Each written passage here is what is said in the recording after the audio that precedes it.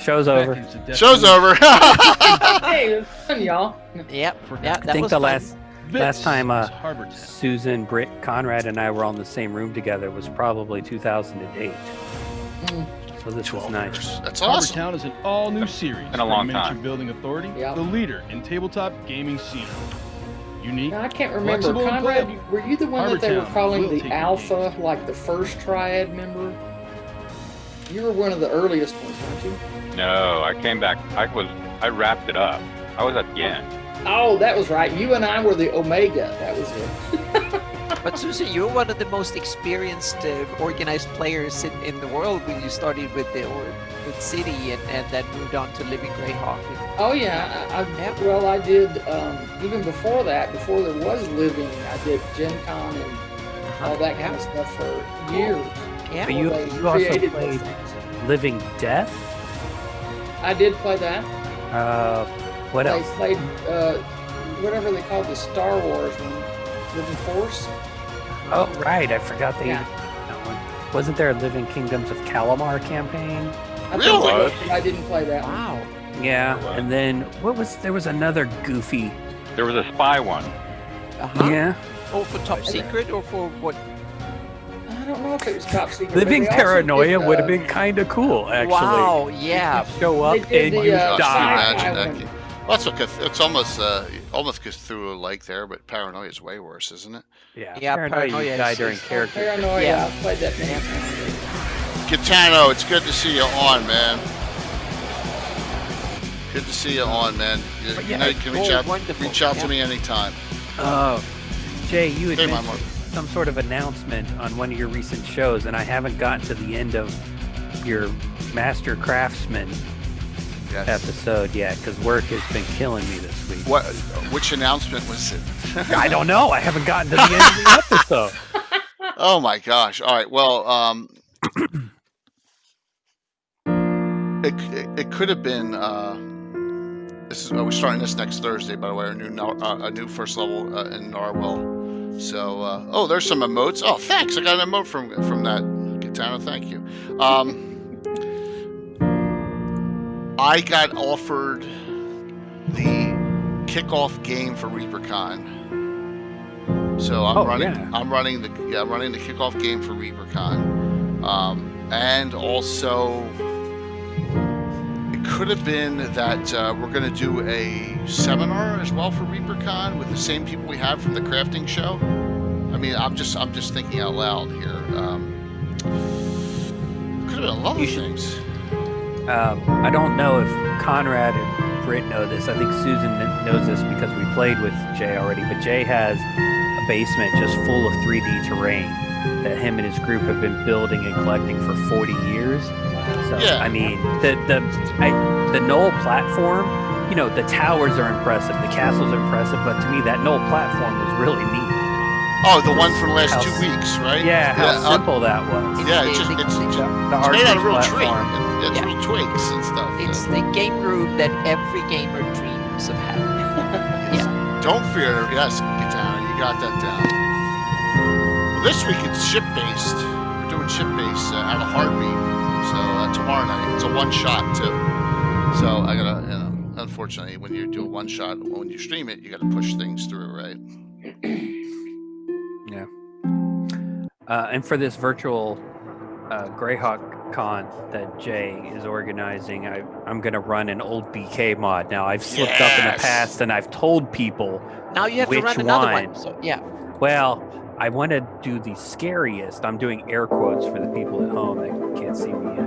I want to do the scariest, not it had the toughest fights or the craziest fights, but as an actual atmosphere. So I think I want to go with a very specific one that was. I can't give it away, you know. Yes. I'm trying to figure out how to tell you guys without giving it away. I'll put it in our Zoom chat. I just know Yeah. that some people got to the first encounter of this and turned around and left. No, I'm not doing this. Right. I think Patrick Brown said the same thing. He ran it at Gen Con in the midnight slot in 2002 or 2003. and the table of people from like Ohio or New York or somewhere just noped their asses up on out of there after the first encounter. BK is tough. Yeah. They were like, if this is the way it starts, I don't want to see how it finishes. Oh my gosh, that's great. Yeah, so Bandit Kingdoms are only for tough players with even tougher characters. Oh, that is awesome. Yeah. Speaking of Gen Con, what was it, 2004 when we were all there? A lot of us. I think Tom Brister, Susan, were you there that year playing with them? I was almost every year for a long time. Conrad, I don't recall if you made it to Gen Con that year, but that's the only year I went. 2004 was actually, I think, my first Gen Con ever. Oh, okay. Yeah. I think the core special that year was the, a Castle Greyhawk. Yeah. You had to collect the keys. Oh, yeah. Oh, yeah. And We got a full crowd tonight, guys. Britt and a bunch of people were playing the APL 16 version, and the con coordinator had assigning the judges had picked someone who had never run anything above APL 4. So myself and another Bandit Kingdoms judge kicked the Gen Con judge off the table, told him to get out of there, and ran the adventure for you guys. I remember that now. We helped you some. Well, yeah, but the big bad encounter was a bunch of Iusians. I remember when we got to that room, we were all so excited because we knew exactly what every Iusian and every demon was going to do. And you guys were like, well, the Glaberzu should do this to us, and the Vrox should do that to us. You know, you basically ran the I remember encounter. Blade Barrier wasn't being used. So, Yeah, the Marilith needs the blade barrier right now. what's up, Denaz? Good to see you. I have a trivia question for everyone. What is better than one Casey Bandit Kingdom book? Exactly! Two of them. Casey They're Bandit Kingdom books. I couldn't help myself, Casey. We can have 3. Right, we're not live yet, right? Yeah, we can have. Oh yeah. Advertising. I love Well, it. now Yep. you make me want to write EDKR2 so that Yeah. there's an actual different book. Yep. I don't think there'd be anything wrong with that. I have We a. need at least a volume every year or so. Of this. Oh my God! Yeah, that Yeah. no, that one took forever to write in and of itself. I do have a 3-book plan, but I need to get back to work on it. Good evening, everyone. I see a lot of people are coming on now. Thank you so very much. We got a full crowd tonight. We're gonna have a full crowd tonight and a full crowd on Sunday night for Gavin. This is gonna be This starts an awesome week of 4 streams and 5 nights. I'm excited. So I know I haven't come on yet, but it's only 7:57. So, but you know, I had to bust Casey Stones a little bit. But I gotta say thank you when the show starts too. Because I got a little something here from you, Casey. I want to say thank you to you. So, Well, you're welcome. I well, won't let's be come on. offended if You know, you we'll tell come the on a couple people. minutes early and shoot the shit a little bit here. How's that sound? Yeah. Yeah, who cares if we're on a couple minutes early? Hey, good evening, everyone. What a fun night this is going to be, talking about stories in the Bandit Kingdoms. You know, we really haven't done Bandit Kingdoms specifically, right, Casey? We haven't. So this is great. Let's, I know, Mike and Anna were kind enough to have me on in the past. Yeah, we and talked. we talked it, Mhm. but for me, it's great having Conrad, Susan, Yes. and Britt here because, obviously they all have different perspectives than me, and I want people to hear their stories. So in addition to normally Greyhawk, Mike, and Anna, and Casey, who's been on a lot of shows, let's introduce our other 3 guests too. We'll start with Britt, Britt Fry, who has already been on once. So Britt, say hello, and I return. you return. Britt. You return from, yes, and it's morning where Britt is. So thank you so Right. very much for coming back. I'm really glad you did for this discussion. Susan, welcome. Hello. Say a little bit things about yourself, and then we'll get in some of the guts I afterwards. have been playing role-playing games since probably before some of your viewers were alive. But I have done many games at Gen Con, both as a judge and as a player. and of all different types of campaigns. I did Living City before Living Oh my Greyhawk. gosh. I did Living Force. I did I don't even know what that is. several different ones, Living Jungle and things like that. So I've had a lot of experience with living campaigns because I like them. So. And we get to see Susan again in a couple nights, Saturday night, for Living Greyhawk All-Stars D&D game. I'm so excited about that. But we also have a brand new face to our channel and to the discussion. Conrad, am I pronouncing this right? Brandamule? Yep. Brand a mule. So Brandamule. That's correct. Brandamule. Thank you so very much for coming on. And why don't you tell a little about yourself? I guess I'm pretty late to the D&D environment.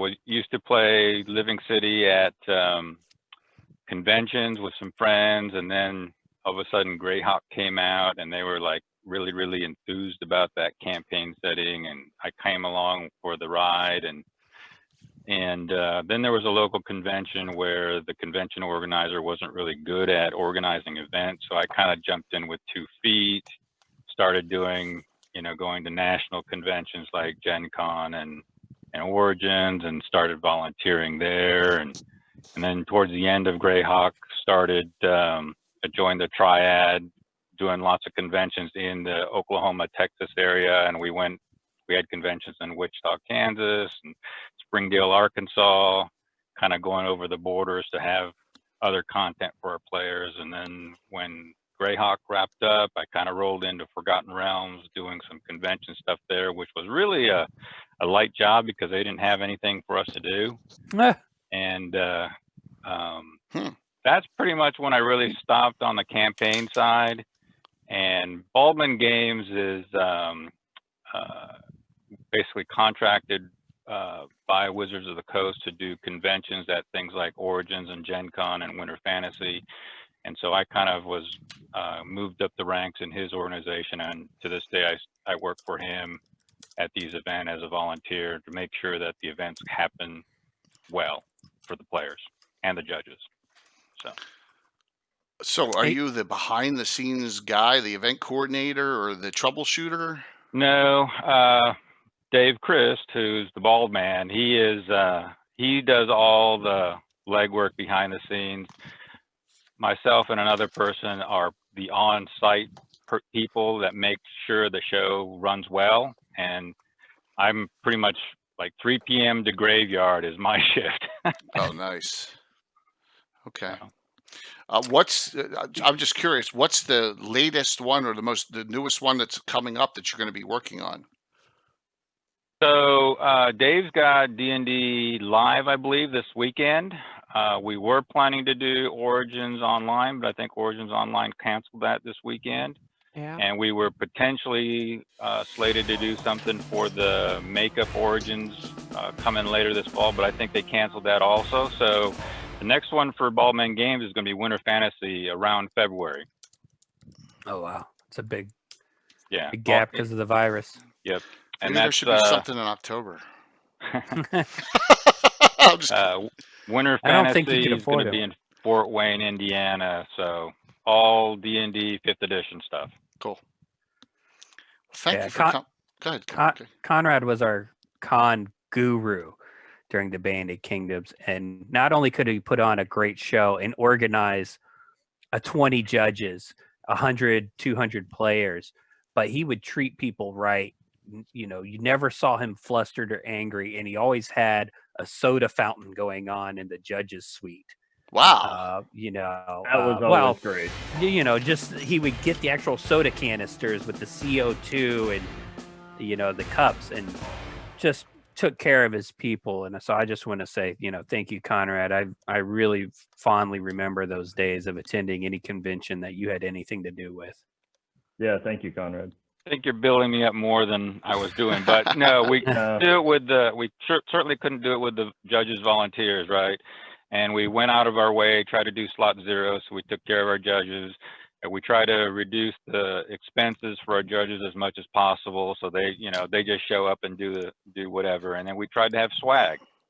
So the judges were working for us. We tried to treat them well, and And of course, we couldn't do it without our loyal followers of attendees who came and played a lot. We loved them.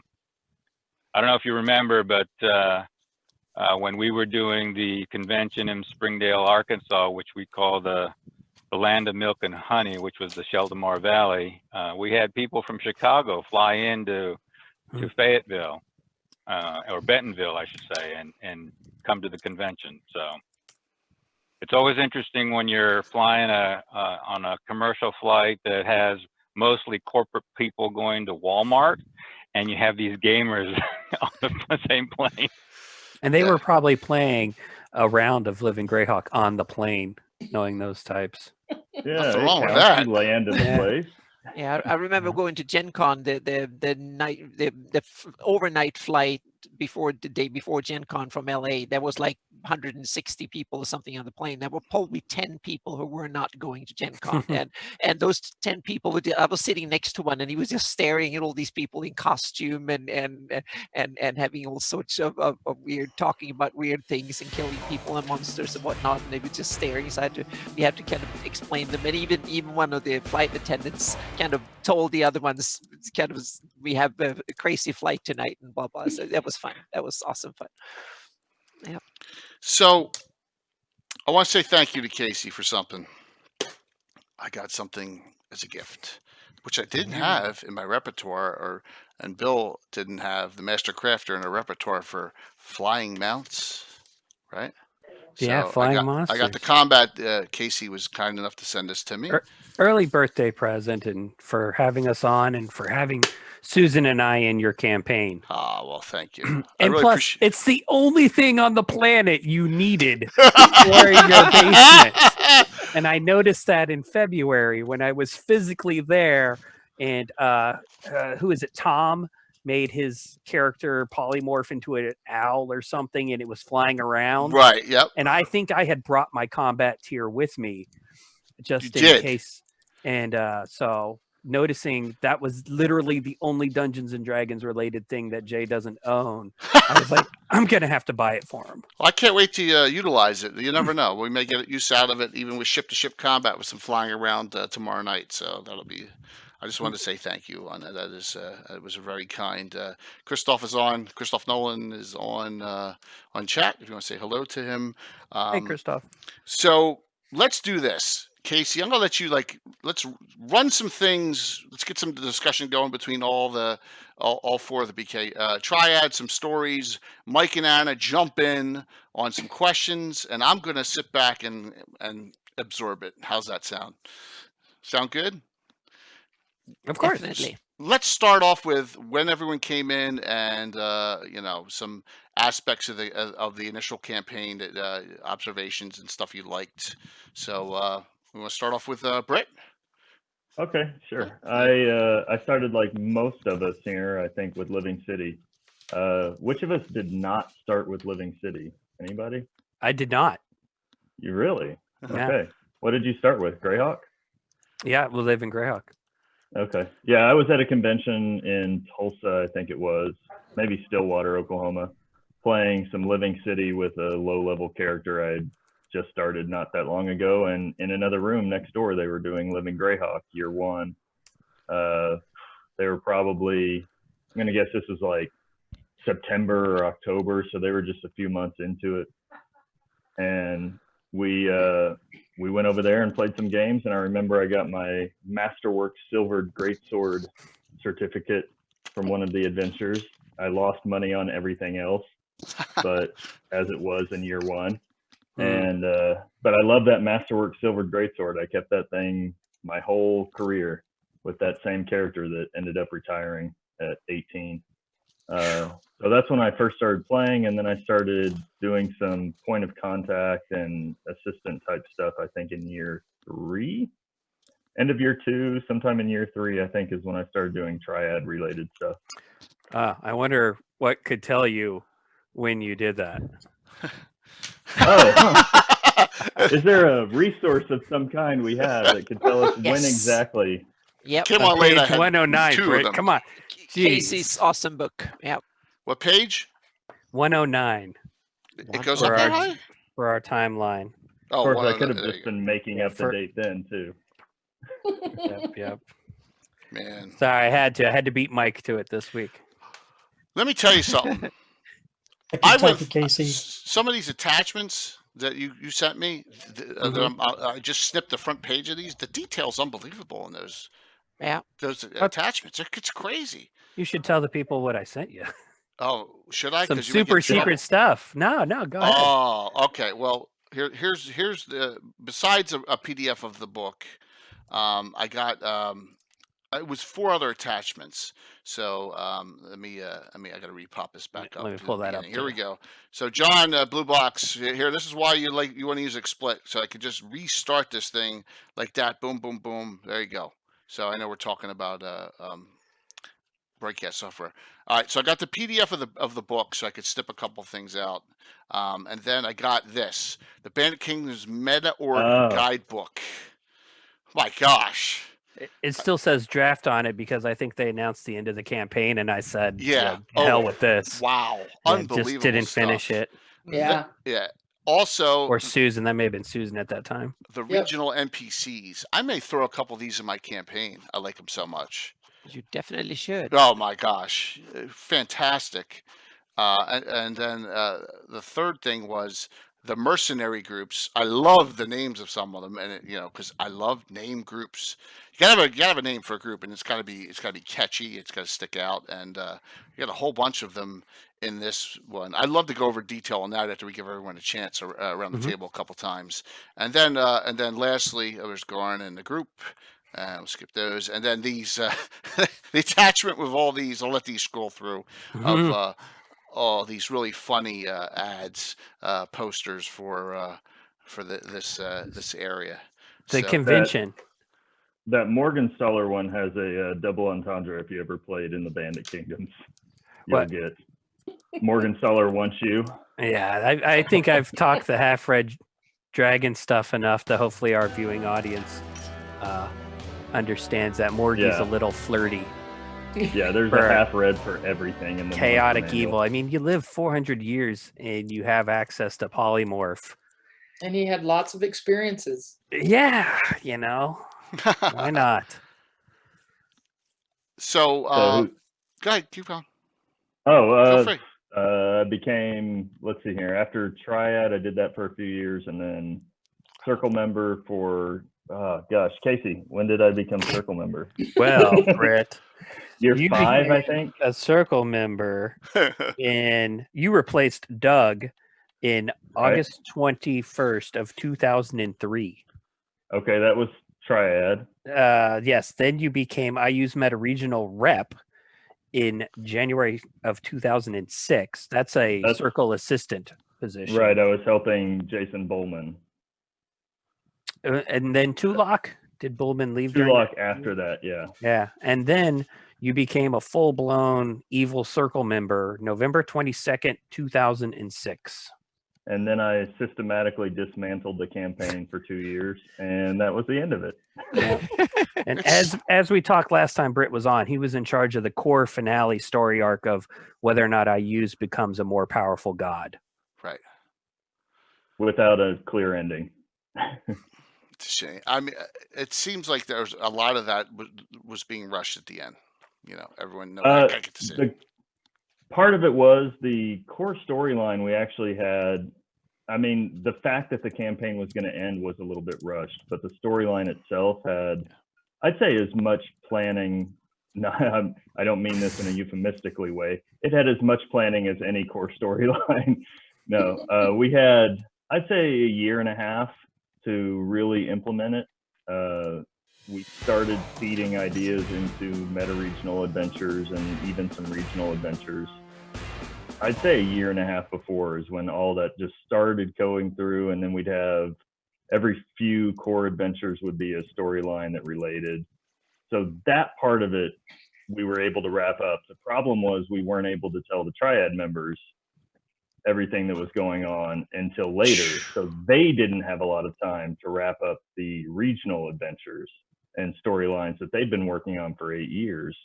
And a lot of those were ongoing for that whole 8 years, whereas the core adventures, they usually lasted a year and a half or 2 years. And we should probably tell the audience the core adventures could be played anywhere in the world.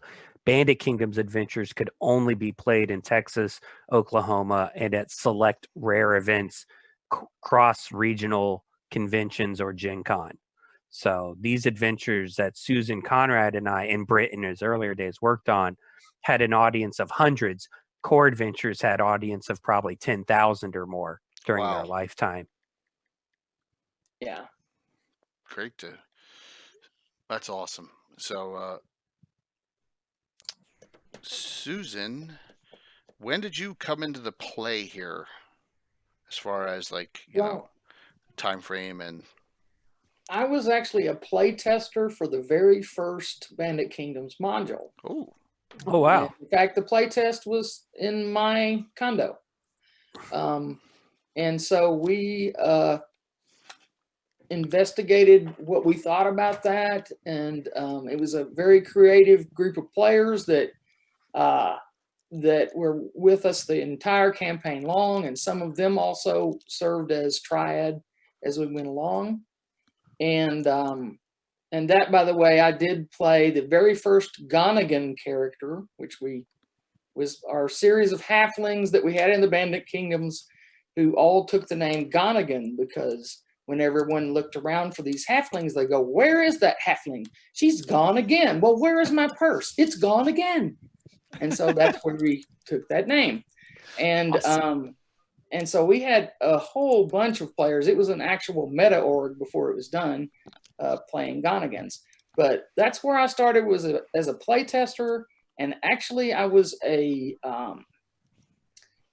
player and a judge for a long time, and for most of the campaign, and did some writing for it. And then towards the end, we used to tease about the Alpha and the Omega, and I was one of the Omegas because I was on the end of the campaign.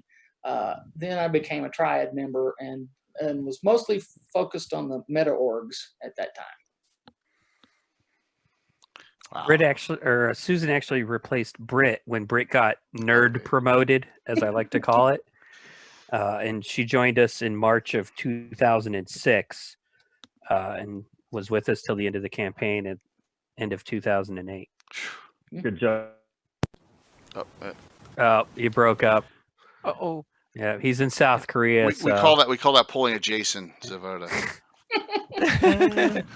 Yeah. Yeah. You're okay, Susan, bro. you were playing a halfling Gonigan in the playtest of I'm assuming it was the package BDK 101. Yes. And then for people who don't know, I think you should tell us how Mista, was that Mista or was that a different Gonigan? Actually, it was a one called Crystal, which was her predecessor. And how many she died in the second time I played her. So then I it was Bandit Kingdoms. What do you want? Yeah. Then I did Mista. Okay. So how many halfling Gonigan characters did you have during Living Greyhawk? Oh, goodness. I had many of them. I had Mista, which the joke, all of the names were made up. They were all aliases, okay? And that was a requirement if you were in the meta org. So her name was Mista, gone again. That was kind of where that came from. And so then I had one that I was playing a version of in the game that we played the other week, which was All Red. His name was All Red E. Gonigan, but you can call me Red. And then I had several others, but then some of the more, creative ones came from other players because I invited them to party with me before it was even a meta org. And so Rob played a one called Nudawan Gonigan. And so we had everyone making up funny names to make this go along. And so it's sort of, we had an evil plan, and we went to Gen Con the first year of Living Greyhawk, and all of us took our Gonigans and invaded Gen Con. And by the third table that I sat at that day, and I flipped up the card saying Mr. Gonigan, someone across the table went, "Oh my God, another one." So we were sort of infamous, but instantly notorious. Yeah. Sounds like you guys had a blast, though. Oh, we had a great time, and we tried not to be too obnoxious. I can't say that we always succeeded, but we tried. That's awesome. That's fantastic. Conrad, let's get a little synopsis on you, shall we? Like what sort of things? I mean, Like just when you started, when you came, hardcore in, besides setting up the what cons you set up, locations, how many people were at them, a lot of that cool detail. Because I know, like I think it was Joe Selby said they had like almost like 1,000 people at the one that they set up for a regional, and crazy amounts of. Okay, no problem, Britt. Britt's got an audio issue. I don't know how to get that off the screen. yeah, I know. Casey, tell me when I joined the triad. Damn, my own powers for evil used against me. Conrad replaced Theo as Bandit Kingdom's point of contact June 19th of 2007. But well before that, he had been involved with his convention coordinating duties and, being a well-known figure 2 days in till the an region. anniversary. Yeah, June 19th. so, yeah, like I said, I started doing conventions local conventions because somebody wasn't doing a good job of it. So I started out with one convention in Stillwater, Oklahoma, and I think that might have polymorphed into two, a spring and a fall. But I think the most we ever had is probably about 150. So an average convention is about 100. And then I started to do a year-end convention in Wichita, Kansas, so we can get divers and the VTF meta regionals.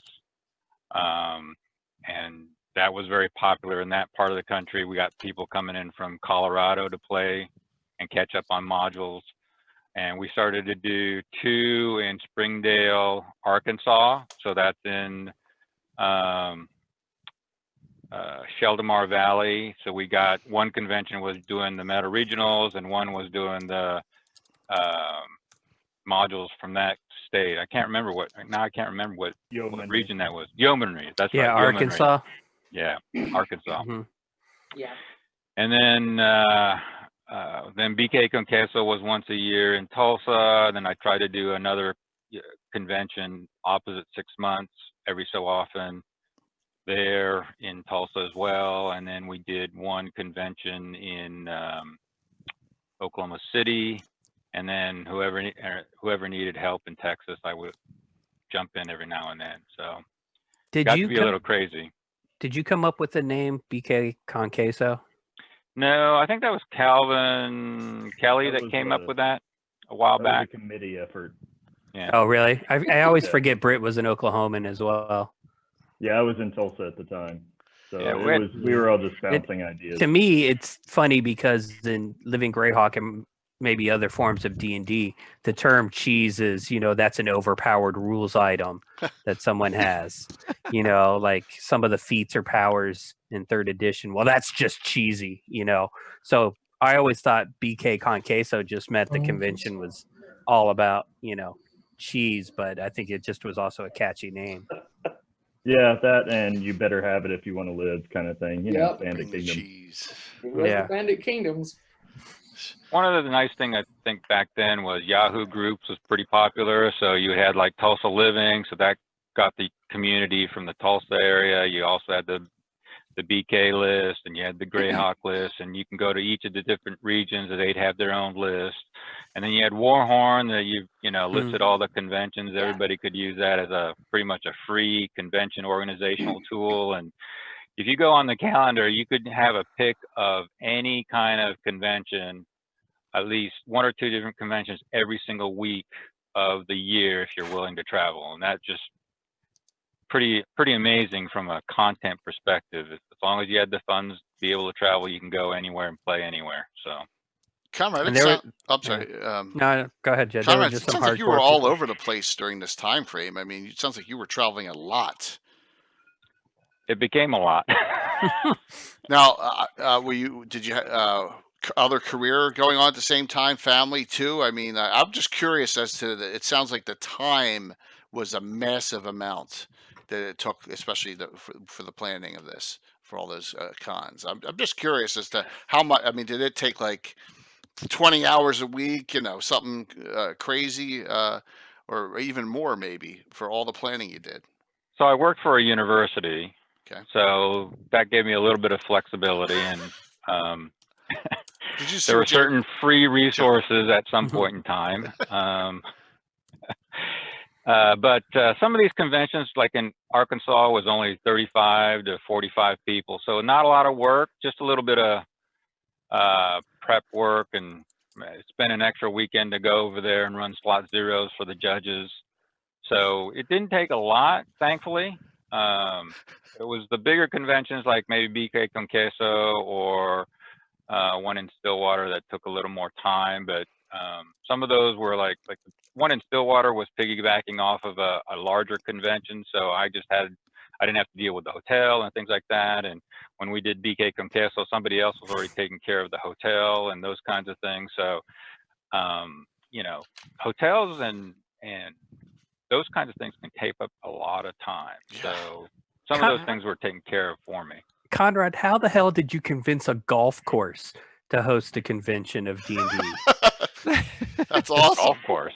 Yeah, I went to one, and I'm pretty sure you organized it because we wrote an intro level, I think, interactive for it. And it was at a golf course, and it was freezing, and they had us in a big-ass tent out in their parking lot. Do you recall that one? I could have sworn that was one that you put together. Sounds awful. Wow. Yeah. Said it sounds awful. I bet I could find it in my book if I look hard enough. That one does not ring a bell. I'm positive you had something to do with that one because it was just so oddball. It would have to be organized like by a master. Oh, well. So they even put you inside. You're outside freezing your butts off. Yeah. In a tent with space heaters. And I wanted to tee up a D20 on the driving range. Oh. But I didn't have my clubs with me, and I just it was too cold. I think it would shatter in a million pieces. Yeah. I mean, it was Texas, so it was probably 53 degrees, but I thought I was going to die. That's funny. Oh man, good start. Real good start on this discussion tonight. So Mike, why don't you throw out a question for everyone, man? You've been kind of, I see you're pondering, you're thinking. No, I've just been following the chat, and I know Joe Selby's on, really giving it to Casey right now, guys. That's that was all meant in fun. Okay, you don't need to ban him from the chat there. Stolok asked a question about. I'll throw this one out there. What do you think all about the Age of Worms, which was used a lot with Bandit Kingdoms? Anyone have any comments on that, or just did anyone read it? Played it or run it? Yeah, or it happened so, after. So I'll jump in here unless one of you guys wants to say something nice about it, because I'm about to shit all over it. Part of it. Christoph's going to be upset. He loves it. I know. Here's my issue with it. They never reached out to us while writing it, and I know Eric Moda was a Living Greyhawk guy, and they were keeping it separate. It's Paizo Hawk, but there's no IUs in it, right? It's set. Where in the Rift Canyon and Alhaster, and it gives some great information on the city of Alhaster. But where's IUs? According to Living Greyhawk Gazetteer, Red Hand had yielded to IUs during the wars, and we were dealing with that in Living Greyhawk. So the fact that they don't deal with IUs in that campaign, to me, just makes it immediately non-BK canon. So I've never run it. I never will run it as a result. They could have done something. They could have shoehorned in Zeech, having a parade and kills all the Iusians in town or something to declare himself independent once again. Was Zeech a character at the time in your Living Greyhawk? Absolutely. Zeech was an NPC from the very start of the campaign because he was named not only in the Living Greyhawk Gazetteer, but in the old Dragon articles in like issues 56 and 63, I think they are. So he hadn't been disposed of. He'd been developed. Oh, he's still alive. Right. Yeah. That's awesome. Yeah, he made it through Living Greyhawk. Yeah, no one makes it through. He did. Yeah, and he made it through. Did he make it through the Age of Worms? I'm not sure. It depends on, I guess, on how people ran it. And so Yeah. Yeah, I don't know anything about that, but I do know that one thing that Britt talked me into for my book is that Zeech had a brother in Age of Worms, I believe, and I wanted him to have a brother in my backstory. I created backstory of the region for this book to explain how the Iusians marched through the Bandit kingdoms, because that wasn't detailed in I Use the Evil, It's not. other than a few little snippets here and there. Yeah. So I had created a brother for Zeech, and I think Britt was living with me, or we were living, in the same place in Boston. And he said, well, you might as well just use the name for the brother that they used in the Age of Worms. It's Pezo Hawk and it's Eric Mona and all them, but why not? So I did. But I killed that brother off in the backstory just right away. He gets murdered by bandits in the Rift Canyon. So just a real quick for everyone out there who did Age of Worms, here's my Zeech and what I put in my headcanon. His parents were Viscounts of Red Hand, or excuse me, of the Shieldlands. He has an older brother. Older brother likes to go off and fight bandits, as one does in that area. Gets just absolutely murdered by bandits out of the Rift Canyon area. The Men of the Rift, eventually the predecessors of the Men of the Rift from the Living Greyhawk Gazetteer. Zeech, being a young, shiny knight type, young noble, seeks revenge. He gets suckered into a deal by a devil. The devil betrays him, but after, plot, Zeech is framed for the murder of his parents, essentially, by the devil. And then the devil disappears. Zeech is now wanted by the Shieldlands. Zeech says, forget that. We're going to become an independent principality, and severs all ties with the Shieldlands. So that's like a 1 minute Zeech background for Living Greyhawk. That's cool. And then in the campaign, early on, there was a tournament to determine a PC, an actual character, could become a Baron vassal to Zeech. And our friend, I didn't know him at the time, but Patrick Brown won this infamous tournament and became the Baron Moranon, Ulik the Unlooked For, Cleric of Ralashaz. I was actually in that tournament up in BK Con Queso. BK Con Queso, same time. yep. Susan, were you there? I was not there. Well, Britt, tell us about that tournament. Yeah, please. That sounds awesome.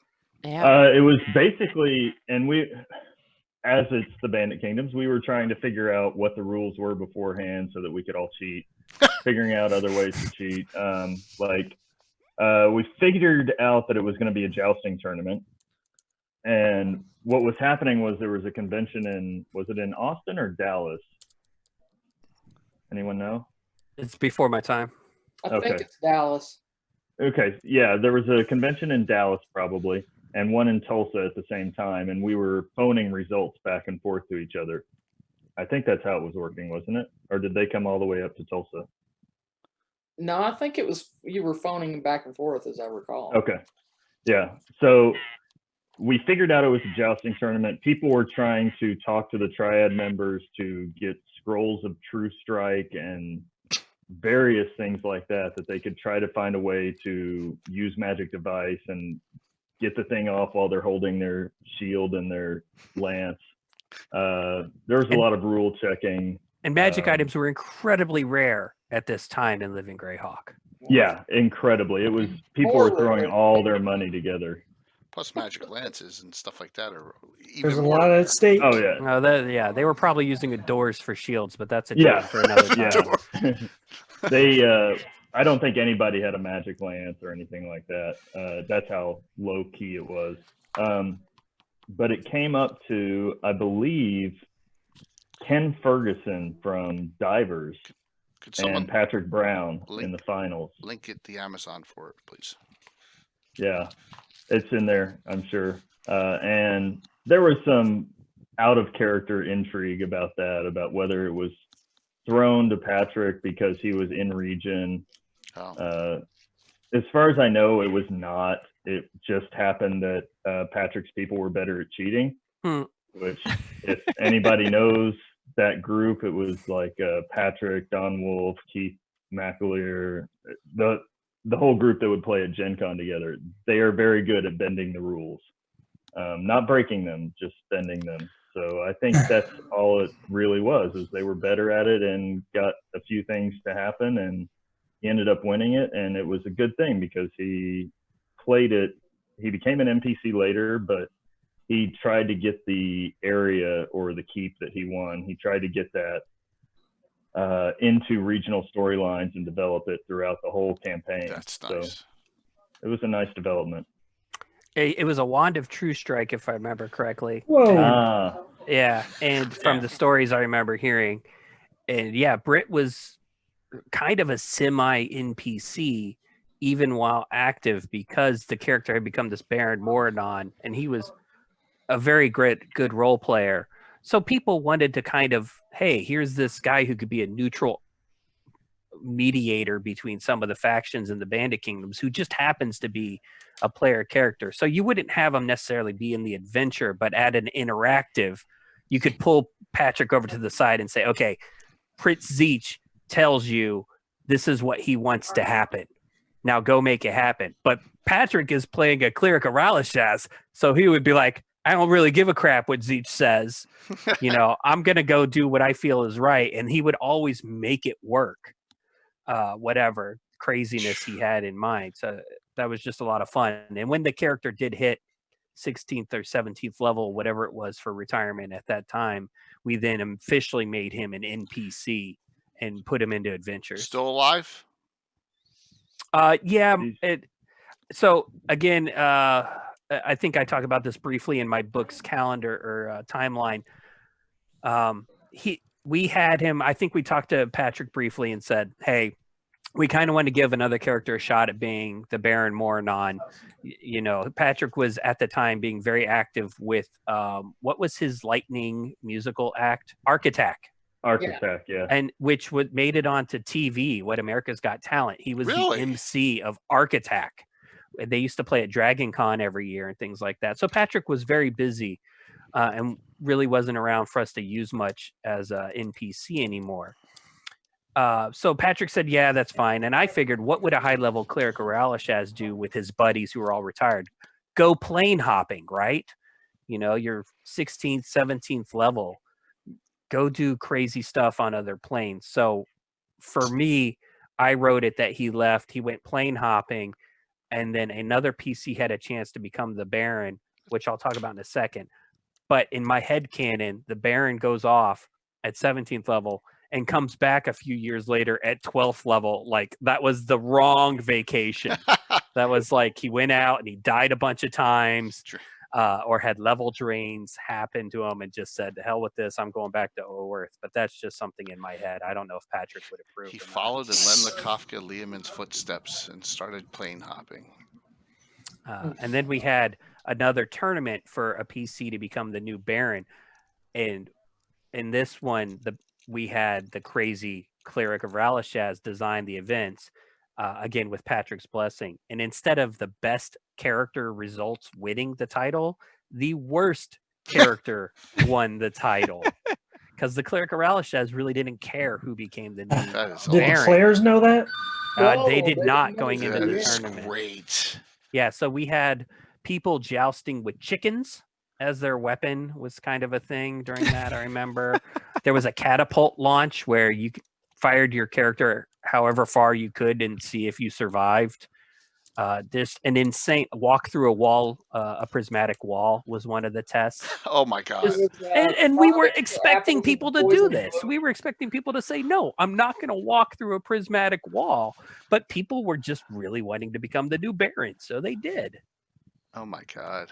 Yeah, Cleric of Ralashaz for the win, right? That is great. Yeah.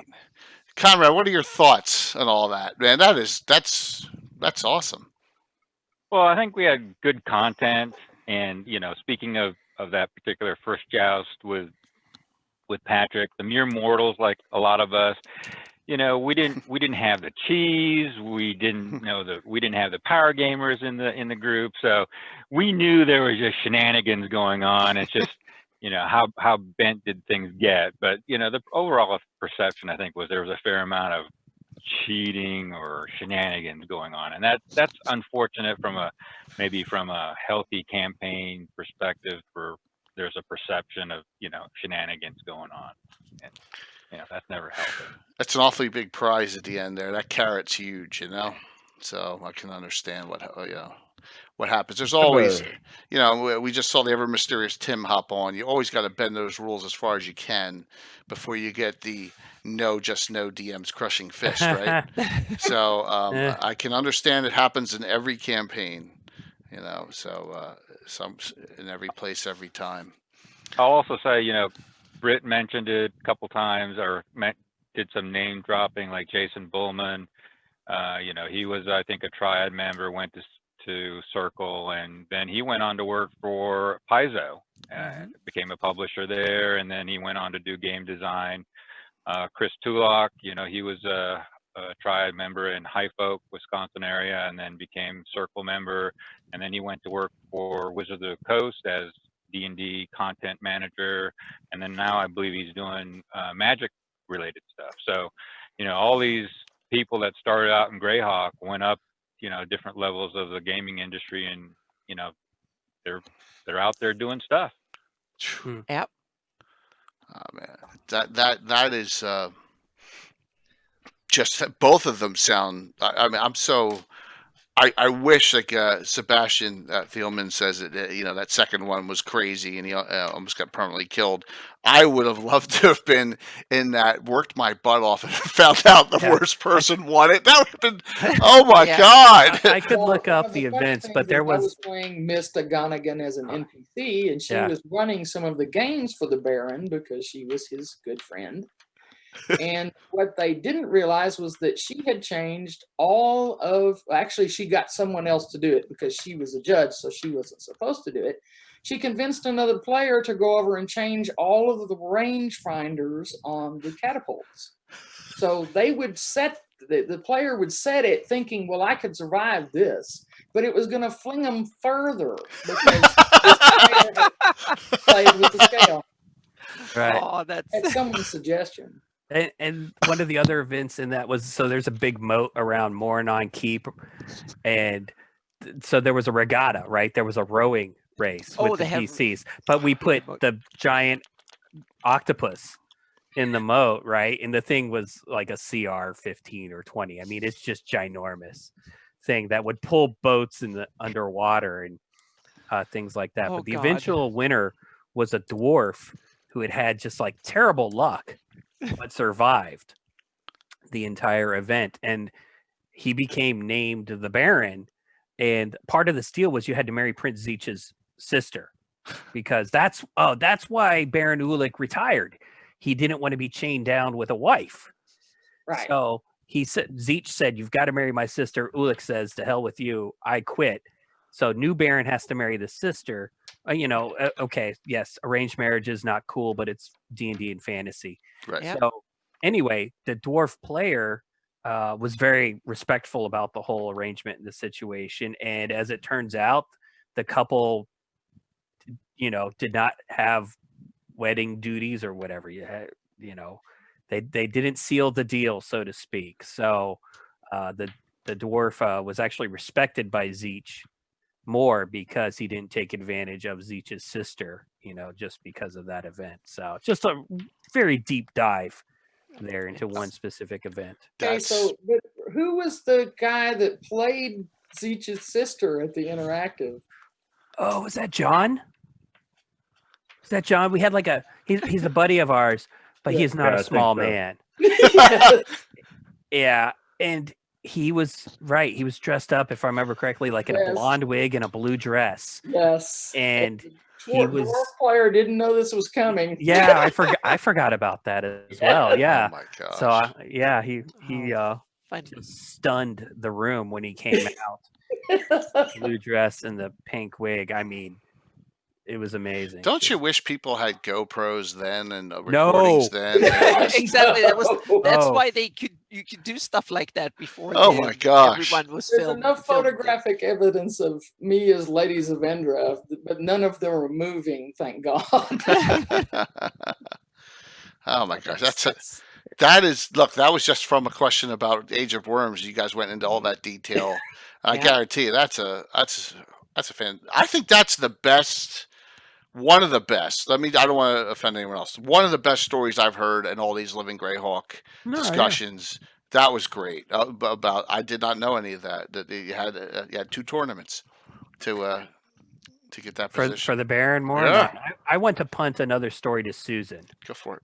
Because Susan became infamous in the region really early when she won the first certed. So when I use the term certed, Living Greyhawk used a paper trail.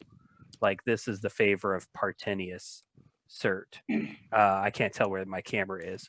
Yeah. Okay. So Susan became, I believe, the first owner of certed property in the Bandit Kingdoms as a result of one of these interactives, well before she was an author or a Triad member. Right. And if I remember correctly from the stories I heard, it was year 1 or was it year 2? I think it was year 2. And it was set at Borjed's hunting lodge in the Tangles Forest, correct? Yes. And what did you have to do to win the plot of land, which was a house in Rookroost? You knew that, right? Yes. Everyone was hunting. My goodness, their name went out Crenshaw. of my head. The cat that could peel its face back. What's that? Crenshaw, yes.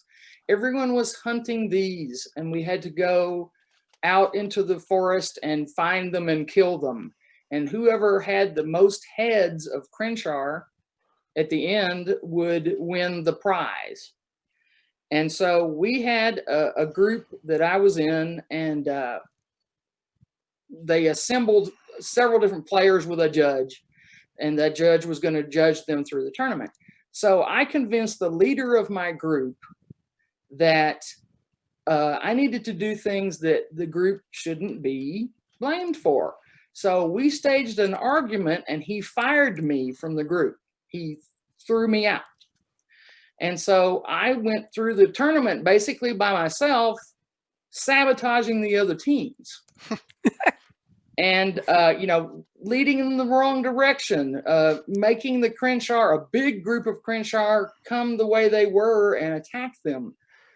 Different things. Then when everyone was storing their heads after a day's kill, if they were silly enough to not secure them, then my arcane trickster would go in and unsecure them and put them in our stash, the team that I used to be with.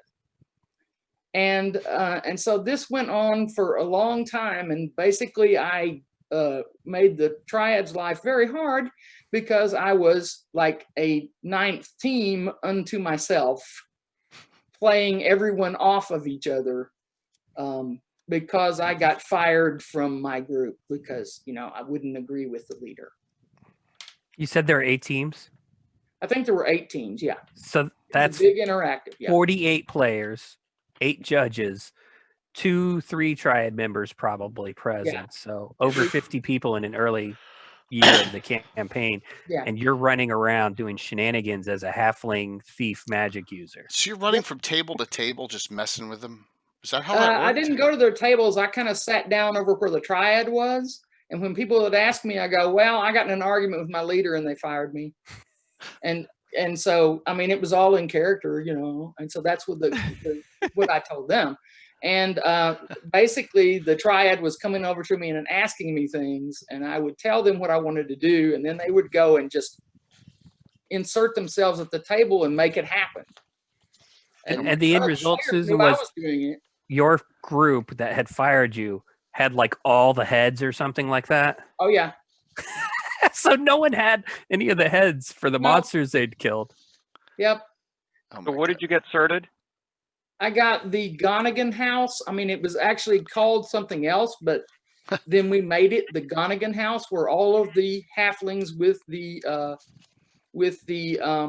aliases went together to live in Rookroost.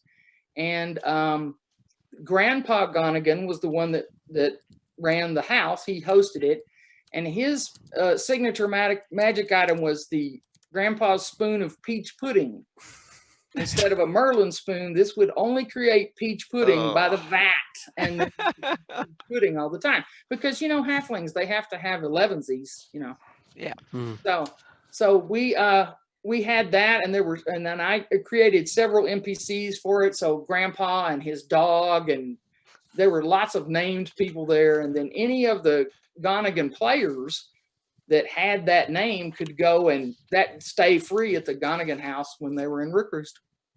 So, Casey, you were talking about what was that event called set at that lodge? You remember? The Great Hunt. The Great Hunt. Now were there multiple Great Hunts in successive years? Every year, Yes. almost every year after that. Yeah. Yeah, because I remember similar Great Hunt. There was going to be a convention over like Thanksgiving weekend in Dallas. It got canceled, and at the last minute, there was a new convention that got sprung up. Somebody did it and called it It's a Con, and it was held at the DFW airport. And we were doing that, the Great Hunt, and I ended up with a Crenshaw, sorted Crenshaw that I think Jason Kovac signed. Huh. Yeah. So, Jason was one of the judges that was having to handle me when I ran amok at the original Great Hunt. Yeah. Yeah. Jason was a Triad member twice. He retired, and then a few years later, we talked him out of retiring because we needed the help, and then he helped us out for a few months or a year and then re-retired. One of the things, I'm not sure I've ever told Susan this, but in the back of my head, I always wanted to make Grandpa Gonigan, when I was a Triad member and she was a player, I wanted to make Grandpa Gonigan Griswold Hairhand, the Bone Shadow, the halfling Bone Shadow of IUs. I thought that would have been the greatest plot twist we could have done. Yep. Where all these players of the Bandit Kingdoms revere this old grandfatherly like halfling who just sits there and eats his peach pudding and drools into a bowl or whatever it was he does. And no, it turns out he's the Bone Shadow just hanging out getting ready to assassinate people. But wow. we just ran out of time in the campaign for me to pull that one off. Uh-oh. Yeah. That would have been fun. Because whoever uses Griswold Hairhand, like I'm using Lord Obme now in my Ghosts of Saltmarsh campaign, and we used Keek and a couple of the others, I believe, in the Bandit Kingdoms and in the IUs mods. And Britt could probably talk more about how the Bone Hearts and Bone Shadow got used in the IUs mods and other regions. But who uses the halfling murder? The guy who poisons food, if I remember correctly, from IUs the Evil. So anyway, I always want to tell you that, Susan. That's a great story. Absolutely. It's a lot of fantastic stories. So real quick, I'm looking through this, the Adventure Pass, and I love the pithy names. Breaking up is hard to do. That's the Prince Zeech plot line. Yeah, that's good. That's good. You couldn't write a Living Greyhawk module or BK module without giving it some sort of joking name. Yeah, it just was some sort of unofficial rule. Yeah. Yeah, just fantastic. All right, so the audience wants to ask some questions. Mike, Anna, want to throw some questions out there for? I have one question. Since I'm so oriented in the map and the geography and stuff, was it any area because Bandit Kingdoms is one of the big realms, both in area-wise geographically, but also one of the ones that has had a lot of details and little provinces and these small little areas run by whatever. Were there were all of the areas in Bandit Kingdom something that you can deal in? Were places like Stoink set off for core or something like that? Did you have all the meaning all the traditional areas of Bandit Kingdom? Were they up for grabs? Could you run it everywhere? It was vague. I'll just say that. Stoink was a problem where early on, I don't know where the rule came from, but it passed down the whole way where we could kind of use Stoink, but kind of not. It's in a document. It's in a rules document from the beginning of the campaign, like areas. Yeah, I found it in my archives. So that may have come all the way down from WotC then. They may have been planning to do something with that area. They might have been sitting on something that we haven't seen because according to rumor, Gary was working on a box set for Stoink, just like the one for Greyhawk. So maybe they had something that they were thinking about doing something with, but nothing happened. Gary Julian had a box set for Stoink? Gary Gygax. Okay, Gygax. Yeah. Stoink was one of his big areas that he used to talk about on the AOL chats, there apparently. were some hints and legends or rumors about Stoink being a box or detailed the way that City of Greyhawk. Because it's in the Gore the Rogue novels. Yeah. Yeah. Yeah. There's a Yeah, whole chapter or two about Stoink. Our buddy Theo used to do the old AOL chats and would grill Gary Gygax about Stoink, and then years later becomes a Bandit Kingdoms Triad member. And as Britt says, we had Stoink as a unofficial or official off limits area. And eventually we reached a point where there was so much turnover at, say, the Circle or RPGA level where no one knew why it was off limits. So Theo just said, like, to hell with it, I'm setting a mod there and they can slap my hands afterwards. Okay. Yeah. You know, yeah. and we did. And That's from then on, not permission. right. It's a Oh, but BK that's- way. Yeah, but Yeah. that was cool because Stoink is one, but there are some really cool big cities too. Meaning Stoink and Rockroost are big cities, but Red Span is in 10, so Red Span was out of limits for BK Rent. Right. Yeah. Right. Red Span got destroyed by the Ether Threat Mhm. arc, probably. Yeah. I don't know how much, like, say, Conrad and Susan maybe played more of those than I did. What Yeah, is I that? did. I don't. Can you guys explain that? I don't know what that Always. is. Red Span is the No. capital of Duchy of 10 back Yeah. in the But you said the There ether was threat. there was a year, 3, 4. I think it was. Go ahead. What? I think it was 3. Go ahead. Okay. It was a core plot arc where they had these new creatures that they invented that were coming from another dimension and phasing things in and out and sucking out the life force or whatever, something like that, turning everything into dust. And the nexus point was in the middle of 10. Why not? So they had, nobody 10 had wasn't it, so assigned as a region for some reason. Because it's a shithole and just Yeah. Why not? they may have been planning. They may have been like, hey, we want to wipe out a region. Let's save that one for later. Yeah. and it was So also at the end, sorry. they wiped out that whole region, and Red Span included. That one got wiped out. Yeah. And it was tied into the Isles of Woe. Okay. It all had to do Yeah. with what's the name of the crazy wizard in the book that are tied to the Isles of Woe? Grax. The Agrax's hands, but there was also a book and a different wizard. And anyway, that I just thought maybe Conrad, Susan, and Britt had played, because these were core adventures, so I got to Yeah. play them, but I just don't recall a lot of the details, other than we got to use these ether monsters for one of our Great Hunt interactives that Conrad was talking about a little while ago in the BK. Can anyone explain how the Isles? Because Crystal said a word they evolved. How are they involved?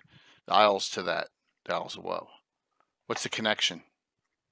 That was before me on the Circle. I think it was just right before me. I think Bowman was behind a lot of that storyline. I think. Uh-huh. Okay. Guessing here. Maybe. But I think the whole Isles of Woe thing, the way it phases in and out, was related to how the ether creatures were phasing between dimensions. And you had to stop whatever it was happening in the Isles of Woe to be able to stop the invasion of the ether creatures. And it all culminated in Gen Con. I believe that's how it played out. That sounds familiar. And the Isles of Woe was one of the first big special adventures. If I remember correctly, that thing took 16 hours to play through. They created a mega adventure for the Isles of Woe. And I remember I drove to Austin to play with some of our friends and spent the weekend there camping out on the couch, because I think it's called a session in Living Greyhawk was 4 hours. And this was 4 sessions to play Isles of Woe, if I remember correctly. It wasn't just 2. You're right. It was massive. Right. Weekend kind of thing. Yeah. Yeah, I mean, it was taking as much canon about the Isles of Woe, I think, as the author, had access to, and creating a 3rd edition adventure. I remember there was a vampire on the island that kicked our ass. Yeah. I think it was a Mind Flayer vampire, but I can't remember. That sounds right. Yeah, the Mind Flayer vampire. Yeah, I think it one of the first encounters, because it's hanging out outside of this castle or something, and you go and open a shed, and now you're getting your brain sucked and your blood drained at the same time. It's like the worst day ever for an adventurer. My gosh, very very intriguing. But then after that, the alien invasion went nowhere. After that, it just ended, right? And that was basically an experiment. What do you That think? was it was meant to be like a mini series, I guess. Okay. Yeah. Interesting. And so we didn't ever do anything with Red Span, to get back to honest question, because it was in a different land than the Bandit Kingdoms, and because it had gotten destroyed, there was no reason of setting a story of like, we're going to attack Red Span, you know. Yeah, and the Duchy of Tan was kind of wiped out in the previous there was called Sergeant in the from the ashes in those wars when the warring factions. Yeah, that's when the Duchy of Tan was kind of wiped out the map, so they didn't really exist much as a political entity. So I guess that's why they were overlooked in the Living Greyhawk era too. Alrighty. Well, that's similar to how the Bandit Kingdoms never should have been a region. There were a couple of us where either they didn't take advantage of something like 10 because it was wiped out, or they shouldn't have, like the Bandit Kingdoms where we're all evil. Yeah, but on the other hand, it's kind of a home for brave adventurers. But how did you get around that? Because evil characters were not allowed, right? Correct. Even chaotic neutral in some regions was kind of frowned upon. But chaotic neutral and yeomanry, not very popular. But yeah, we basically, most of us played chaotic neutral with an evil bent. Or, okay. Yeah. Or, you know, spies in hiding kind of thing, resistance fighters, that kind of thing. So you were kind of had flexible alignment, so to speak. So yeah, very flexible. People would have said about us. Yeah, that's cool. I once had I tried to get a game at Dragon Con in the last year, and I was the only one of us that was going, so I got online to ask for a table because it was going to be like APL 16 or something. And a bunch of the players basically attacked me and said, we don't want anybody from the Bandit Kingdoms at our table, and we don't want that in our con, blah blah. And oh my gosh! One of their staff members who I had played with at a different convention, who liked my character because I had him completely fooled, that paladin, and he said, he went online and said, I personally vouch for the player and my paladin vouches for the halfling. So everybody shut up, and I got an APL 16 table. Wow. Nice. That's funny. Well, Susan, I have no problem at all with Allred. I love the character. We're going to see Allred and Garn on Saturday, 6 p.m. Eastern. Yeah. Again. So that'll be a blast. All right, let's do this. Conrad, then Susan, then Britt. Give me one of your most memorable favorite experiences over the time frame. Game, convention, funny event. Go ahead, Conrad. What do you think? Something that's just like, you're laughing. So, you're talking about alignments on characters, when like a lawful good a player comes to Oklahoma or Texas and brings out a paladin or a lawful good character, they've got to select a different character if they're going to play in the BK or an IU's mod, because that's a recipe for disaster. I know that there's been times where we've gone to out-of-state conventions, and they open up with a box text. There's a figure slumped against a tree in the distance, and all the BK players bring out their arrows and shoot it, and all the other players at the table go, "What are you doing?" And they go charging up to the person that slumped over, trying to figure out if the person's alive or not, and trying to do triage. And we're saying, hey, that's probably an undead that's going to attack us. So paladins and BK, oil and water for you. Yeah, I mean, I think I can't remember what module it was, but there was like one of the later year modules where opening scene box tech, some lord is being assassinated by Iusian guards, right? So if you're a lawful good character and you're trying, you're just seeing this hanging happen, it's like, you've got a moral dilemma right there with your character. You're going to try to jump in and save this city official or whoever was being killed, or you're just going to be in the background and then you have moral issues with your character. So So, always assume the worst seems to be the BK motto, so to speak, or how you conduct your adventures. Definitely. Conrad didn't even talk about like if there was a little child, run away. oh my God! It Well, must you guys be alive out there because it's a possessed little demon or some sort. I gotta tell the story. So we're playing Yeah. the first game Saturday, that Saturday, and the mongrels of the Putrid Tongue have these women held captive, and they have this one little girl, and they have this one older female, and immediately they're like, "It's gotta be a vampire. It's gotta be something. It's gotta be." I'm like, what did they do to you guys in Living Greyhawk? It's just two captives.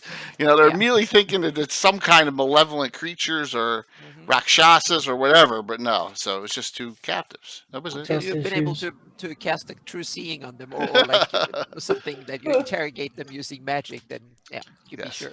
Anna will see firsthand Saturday as well. So that's gonna Well, I have to try and come down to the right level so I can be part of the team here. So.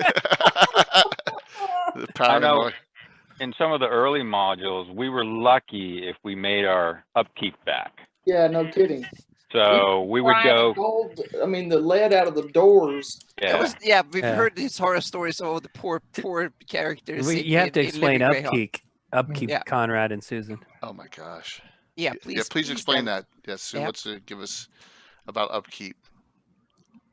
So to play an adventure, either in region was one time unit, and for that time unit, you had to have living costs, and that was like 10 gold or 12 gold, whatever it was, and so that was your upkeep for that one time unit, and you would be lucky to get back 10 gold pieces in an adventure, whereas you'd go to some other region and you get 100 gold or whatever. But it was very, we called it living ghetto because there was no money to be had.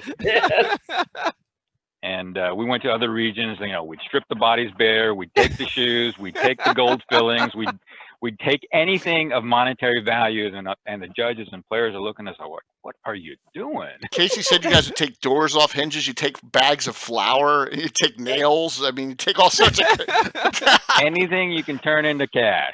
Oh Anything my that gosh. had an entry in the player's handbook, right? And always be on the lookout for a wagon. Oh my god. Wagons were valuable. Horses. Yeah. Oh my gosh, that's funny. 750 gold, I think they were. Oh wow, Something yes. crazy like that. For a wagon? No, the warhorse. Oh. If you ever found one. Yeah. Gotcha. And you kill the owner right away and take his armor and gear and take the horse. Oh, that's evil. Susan, you said something about lead from the doors. If there was anything, like if they had a reinforced door, we would pick pieces of it out because we could sell that. Take the doorknob off. If it, Sorry. Sell, we're going to take it. And we don't care how many you take. Tim, you're not listening. You're not taking door hinges. You're not taking knobs off doors. You could open up a friggin' Home Depot in Rook Roost with all the stuff they took. And I think build a dungeon. Growing up that way was what made Mista do what she did. That I'm sorry, I was the one that caused the gold cap for adventure. Because at Gen Con, we talked to you about the that series of modules that what is it, Brendigan? Yeah, Brendigan. Oh, that had the cursed necklace that that he would sell, and then the necklace would come back to him. Well, Mista and this thing is worth 20,000 gold pieces. Yeah, and so Mista stole that necklace and sold it herself 3 or 4 times because she could get it back from him.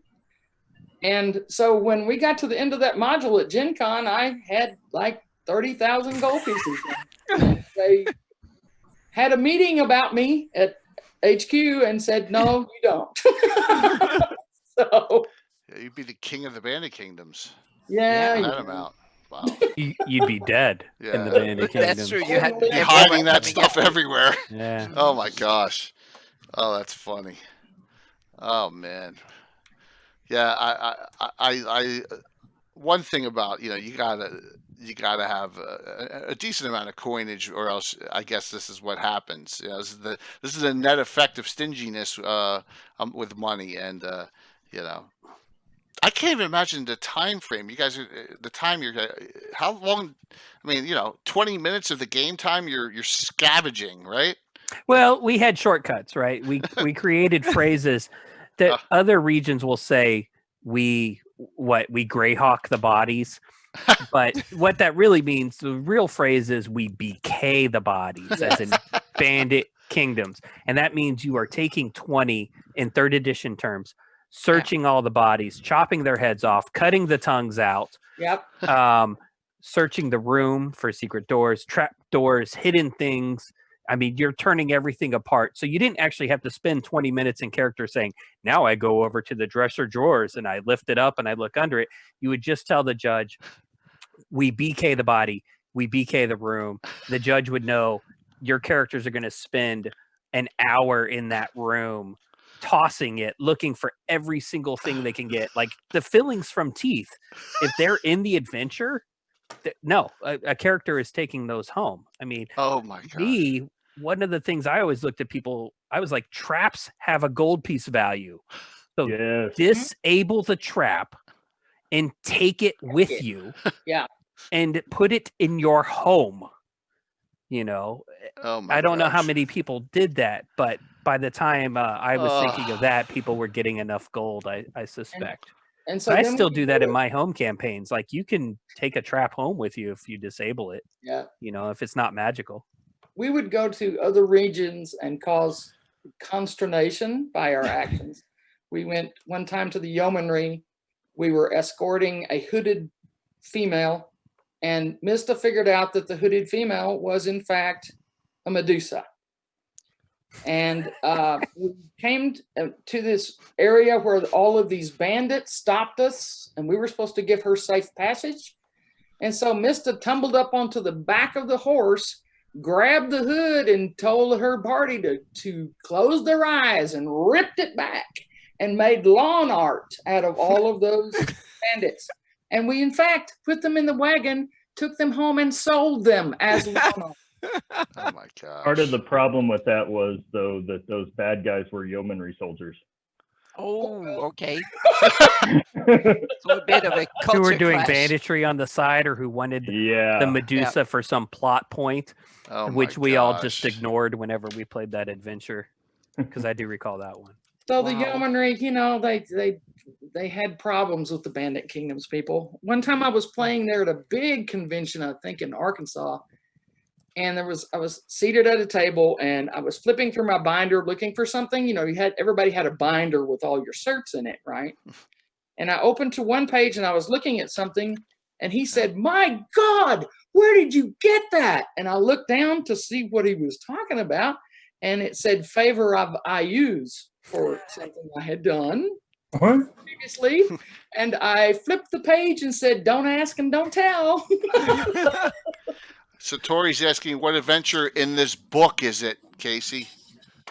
That's a yeomanry. It's yeomanry. It's a yeomanry story. And they never wrote a book because they're not cool. I could say that about Joe too, but and divers and all that. But that's the yeomanry. All right, so the yeomanry is your kind of standard. An NPC is important and tells you to do something, and you must go and do it, and you will defend the yeomanry, and you will be a good citizen. Blah blah blah, and then you have a whole bunch of us BKers come in. They had a yeomanry or Sheldamar Valley adventure set in the Valley of the Mage, or dealing with Tislin San, his apprentice. Yes, the dark elf. And my character Garn, who's going to be in the Saturday Night Adventure. This is kind of my favorite Garn moment, other than one of Garn's deaths, which was awesome. But Tislin San is trying to just say, "I'm a big important person. I want you to go fetch this magical MacGuffin, and I want you to bring it back to me." My character Garn is like, you know, "Well, what are we going to get in return?" And she's like, "Well, I can get you any magic item you can afford, you know, to buy from me." And so I said, "Well, Garn would like a dick for." And the DM goes, "What's a dick for?" And I went, "Ha ha ha ha." This is to like an 18th level female NPC, right? So the DM's super pissed and calls over the Yomi to try and like, can I attack him? Can I attack him? And I'd already grabbed my D20 for my 8th level fighter barbarian type and was like, roll initiative because I will kill her. This big canonical NPC from the Valley of the Mage, because Garn had so much cheese on him where if Garn had won initiative, he could basically kill anything. But that was 3rd edition craziness. Oh my gosh. Yeah. Luckily the DM did not pull the trigger on that initiative. But just the fact that I got some judge to say what's a dick for was like the highlight of my childlike humor. Come on, we still have it in today's games, man. Always got to throw little busts in there. Guaranteed there's a bunch in tomorrow night's game too. There's always got to throw those little barbs in against people. So Brett, which one of your favorite moments? Especially since we've got a bunch of triad here, I'll go with near the end of the campaign when we had that Morgenstaller fight at a convention. How many? Oh God, yeah. 15 players, I think, at a table. 12 probably.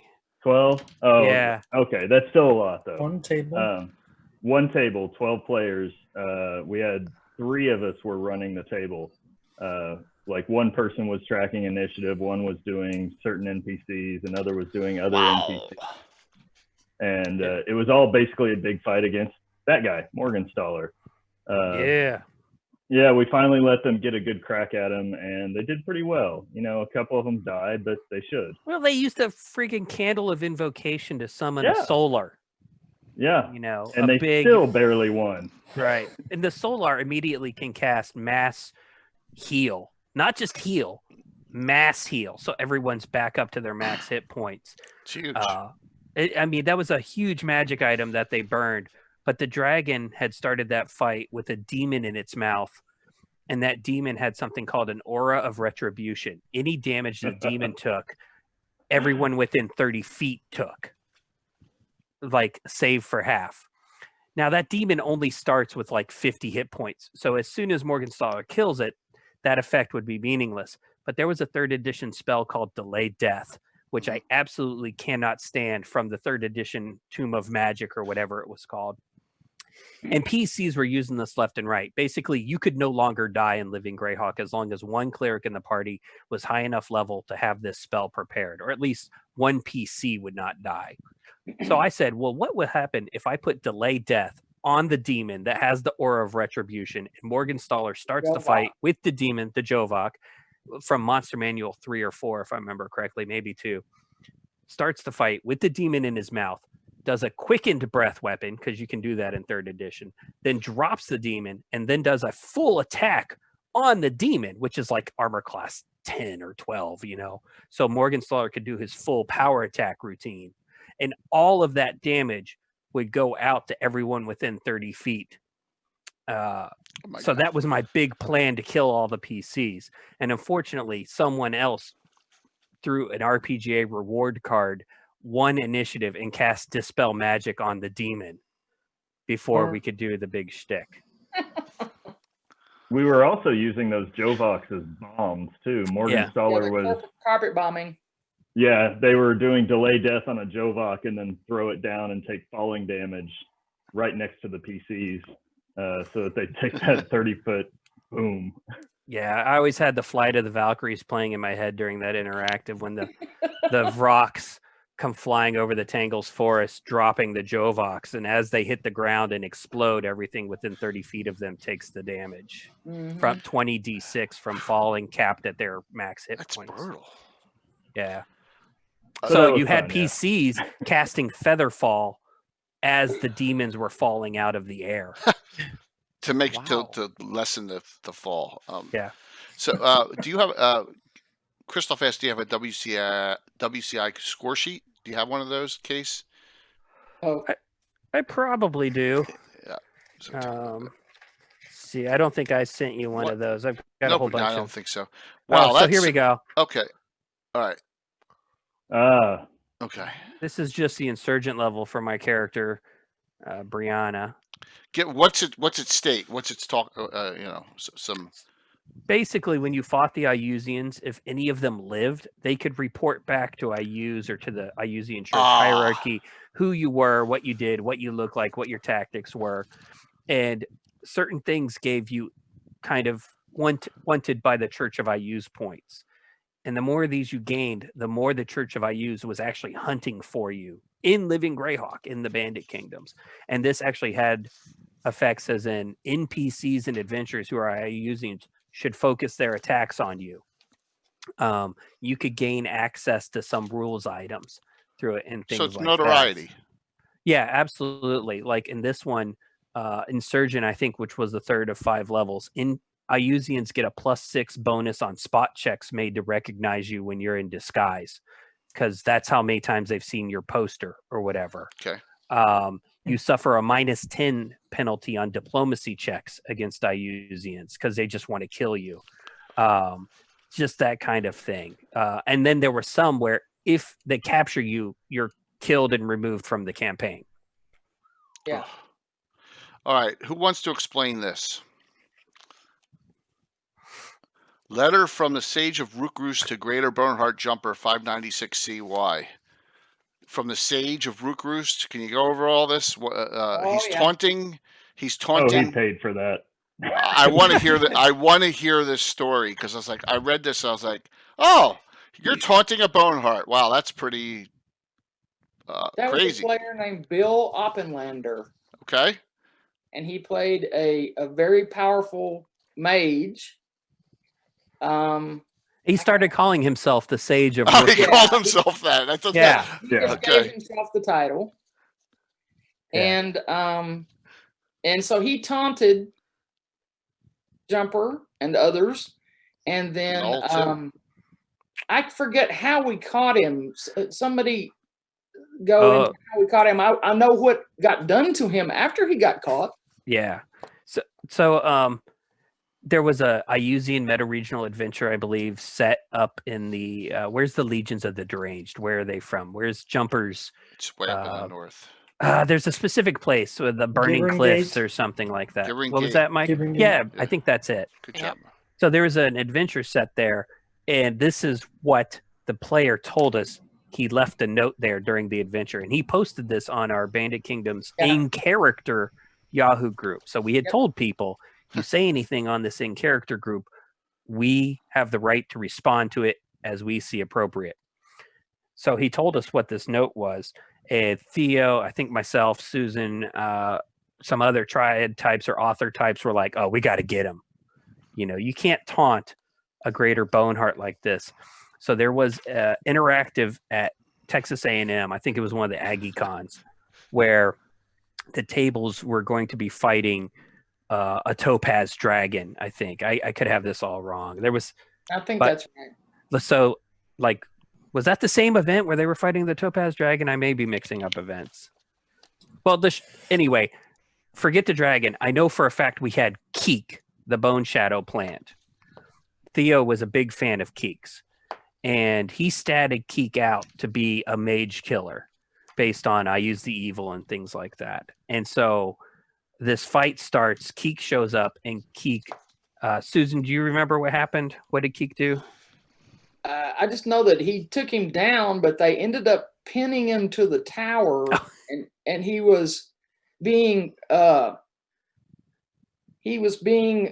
healed, and creatures would come down and eat at him. In Dorica. Yeah. So after they killed the Sage, after Keek assassinates the Sage of Rookroost by turning him to stone and then doing a quickened shatter spell on him. That was it, yeah. Mm-hmm. He had Keek had used a wish so that the Sage of Rookroost would fail his Nyx saving throw, which is a perfectly legal third edition tactic. And he casts Flesh to Stone at the Sage of Rookroost. Because of the wish spell, the Sage automatically fails the saving throw, gets turned to stone. Keek then casts a quicken shatter spell, which destroys the now created statue of the Sage of Rookroost. The PCs are all stunned and horrified, but they had a different mission to go on. So they actually left. They didn't fight Keek. They were too scared and they had other stuff to do. So then Keek gathered up the stony remnants of this Sage of Rookroost and took him back to Doraka. They then reconstituted the Sage of Rookroost back into a living elf. They chained him to the walls of Ayuza's castle, where every day demons would feed on him because he was wearing a ring of regeneration. Oh, there we go on that. Now, that's crazy. And that's all because he taunted Jumper. Yep. I believe it. He also had his title emblazoned underneath his body, right? He did. The Sage of Rookroost is here, I think, Yes. is what was written underneath him Yeah. in Doraka. Yeah. So he was happy about it, though. That was good. He took it well. Yeah, Yeah. he did, because Didn't take the fight well. But I he called took him. the- I think I called him later when another PC used some sort of wish-like power that they got from the demon Pazuzu during a divers event to rescue him. And I called Bill and said, like, hey, just FYI, your character is still retired, but it has been rescued. Oh, Yeah. And then I ended up making that character oh my God. evil with his permission, and he's now a hierarch of the Horn Society because he's been tortured by Ayuz so much. He's just lost his mind. And because he was a pretty powerful wizard. He was 15th level or something like that. So we had him get recruited because we needed to rebuild the Horn Society, but then Living Greyhawk ended. Well, see, that was the thing that I loved about what we could do. We used, if a player did some really memorable actions, then we would use that.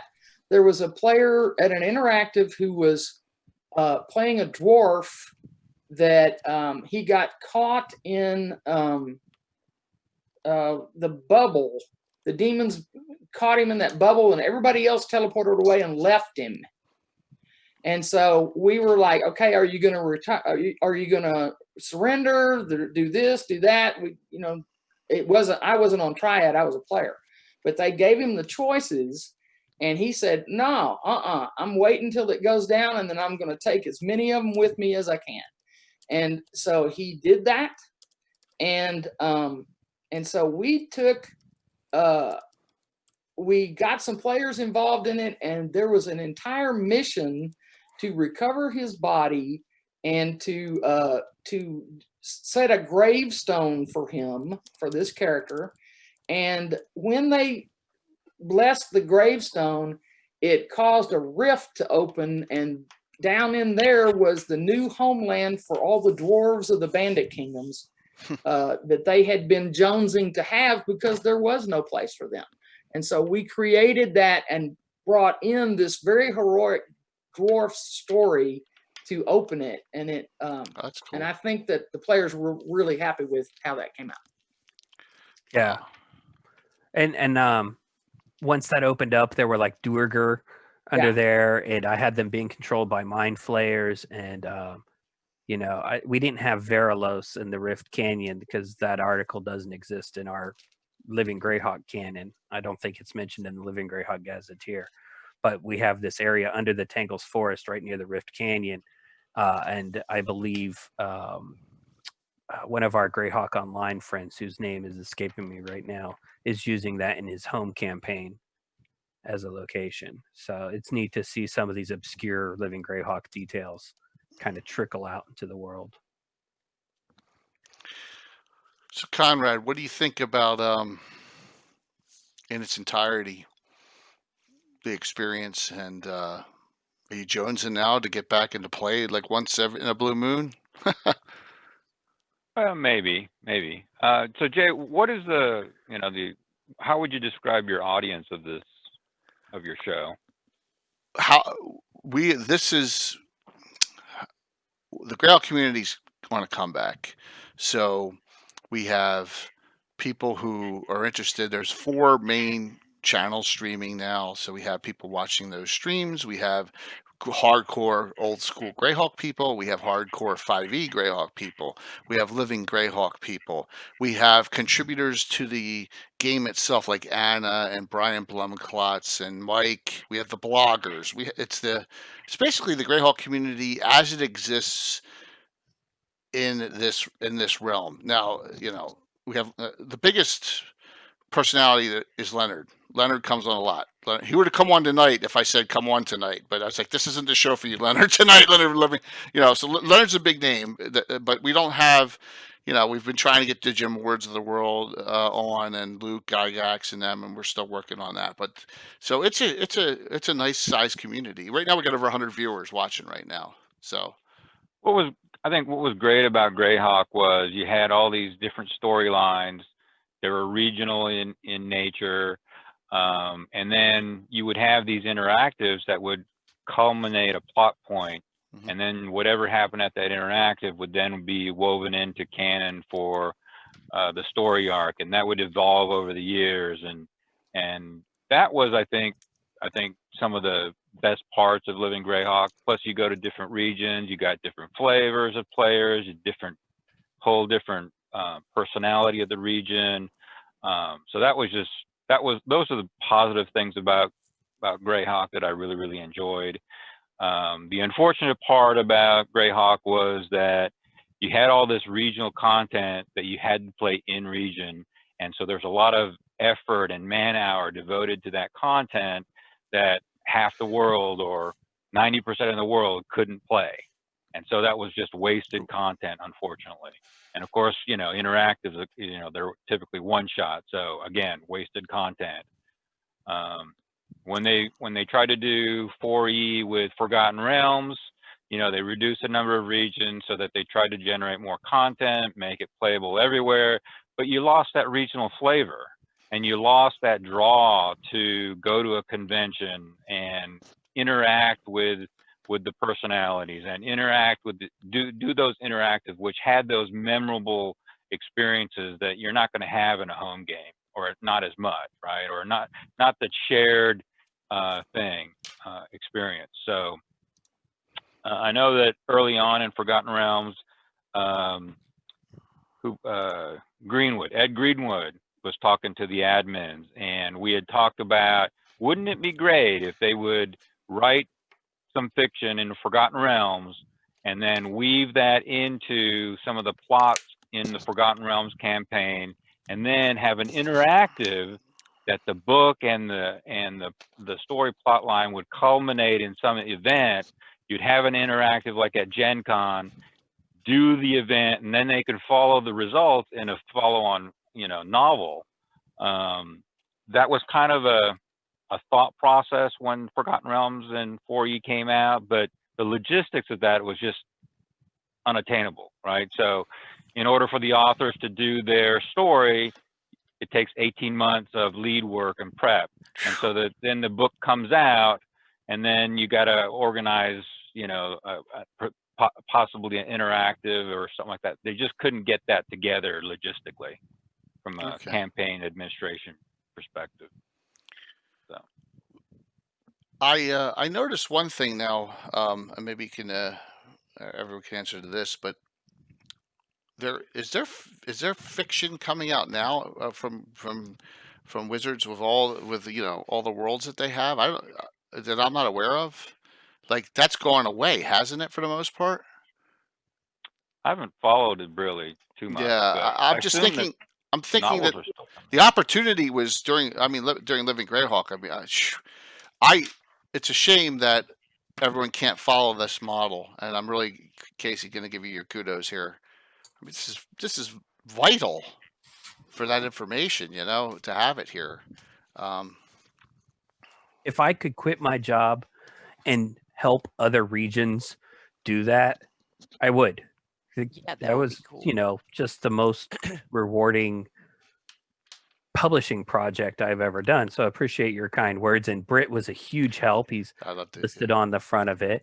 I'm sure I talked to Susan while working on that. I'm sure I talked to Conrad while working on that and pick their brains about what had happened or what they think had happened. But as we've heard from Joe, if he's still in the audience, and Vernon and the others, life got in the way for everyone else. So basically, I'm the only idiot that had no life after Living Greyhawk ended. And I had the time and the ability, like I was working a cushy job at a literary journal at Texas A&M. Once I had figured out what to do at that job, and it was a hot mess when I got there, but once I got it humming along like a well-oiled machine, I had hours each day where I could work on the book. Now, don't tell Texas A&M that. They'll want to cut of my royalties, and I'll tell them what royalties, Yeah. But I just was in the right time, right place, and never had kids and had a cushy job.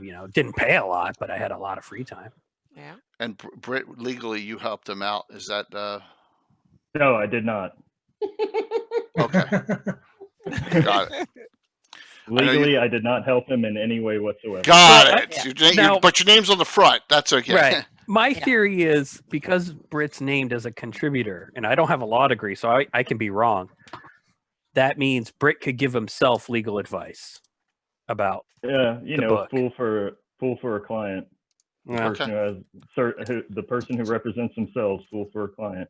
Yeah. But yeah, you're probably right. I probably could get away with it, but I don't want to make that risk. And really, there weren't any legal issues that came up. There was one. Did you get an actual cease and desist, or was it a DMCA notice. polite DMCA? DMCA. It's Digital, whatever, copyright, something. I guess they're saying that because you were selling the book online, it's digital Okay. It was because they discovered the Kindle version before they discovered the hard copy, I believe. Okay. Gotcha. Yeah. Yeah. That's why I think that happened. But yeah, I beat a DMCA notice. Yeah, you talked to them though, right? And they backed off, I think. So yeah, Wizards of the Coast had a third-party legal counsel reach out to me, I guess, whenever I asked my publisher, which was Create Space, who is now owned by Amazon. It's a self-publishing publisher. So I just said, all right, well, how do I dispute this? And I ended up talking to third-party counsel for Wizards of the Coast and said, here's why DMCA doesn't apply, and sent him a copy of the book and said, send it to Wizards of the Coast. Casey, They'll see his link catalog. that thing you linked to me, that post. The post about fighting a DMCA notice? Yeah, please link that. Okay. Everyone can take a look at that. So let me give Casey a little more credit with something else. When I was worried about using virtual Greyhawk Con 2020 as the name, which we all said, oh, that's not a good idea. And I said, I don't care. I went to Casey. I said, I knew you had this issue. What can you tell me? I talked to Greg Marks and I talked to Casey, and Casey kind of directed me as to how to handle this. And I actually sent a letter to that lawyer at that firm, and it bounced back first. Then I went to the WotC support to the right place, and it got, it got elevated, and that was the last I ever heard of it. So as far as I'm concerned, we're good to go. They have not said anything, and like I said, it's a nonprofit, so we're not stealing anyone's content. It's all fan content. So thank you for that too, Casey. That helped me. At least I dotted the I's and crossed the T's, so they can't say I never went to them. Well, you got someone with a law degree on the show. Why don't you ask Britt? Well, he can't give advice. I just was trying to bait him into saying I can't give you advice. Britt, is there anything IP related about Living Greyhawk and Greyhawk that you might care to comment? And I'll just set this up, and Britt can tell me yes, he wants to talk about it, or no. My theory as to why Wizards of the Coast will not do anything significant for Greyhawk is because Living Greyhawk messed up their ownership of the IP, because the works after year 2, the mods, were not works for hire. For instance, I was using a Canon NPC Kranzer in mods, which Wizards of the Coast, the RPGA, never paid me for. And as a non-lawyer, my belief is that means they gave up control of that character. Britt, is there anything? I would say that at the very least, it's questionable, and businesses hate questionable. There was always talk during Living Greyhawk about why regional adventures were retired, why authors could or couldn't use them, what happens with the characters, the story development that goes on inside the regional adventures. It's a new area, I'd say. I don't think anybody's ever tried that in court on what happens if you have a worldwide living campaign. And I mean, obviously it's such a niche thing that it just wouldn't have come up before. But you have to protect your IP, right? That's the thing that Disney's running into with, extending the trademark rules because they don't want Mickey to be fair game, right?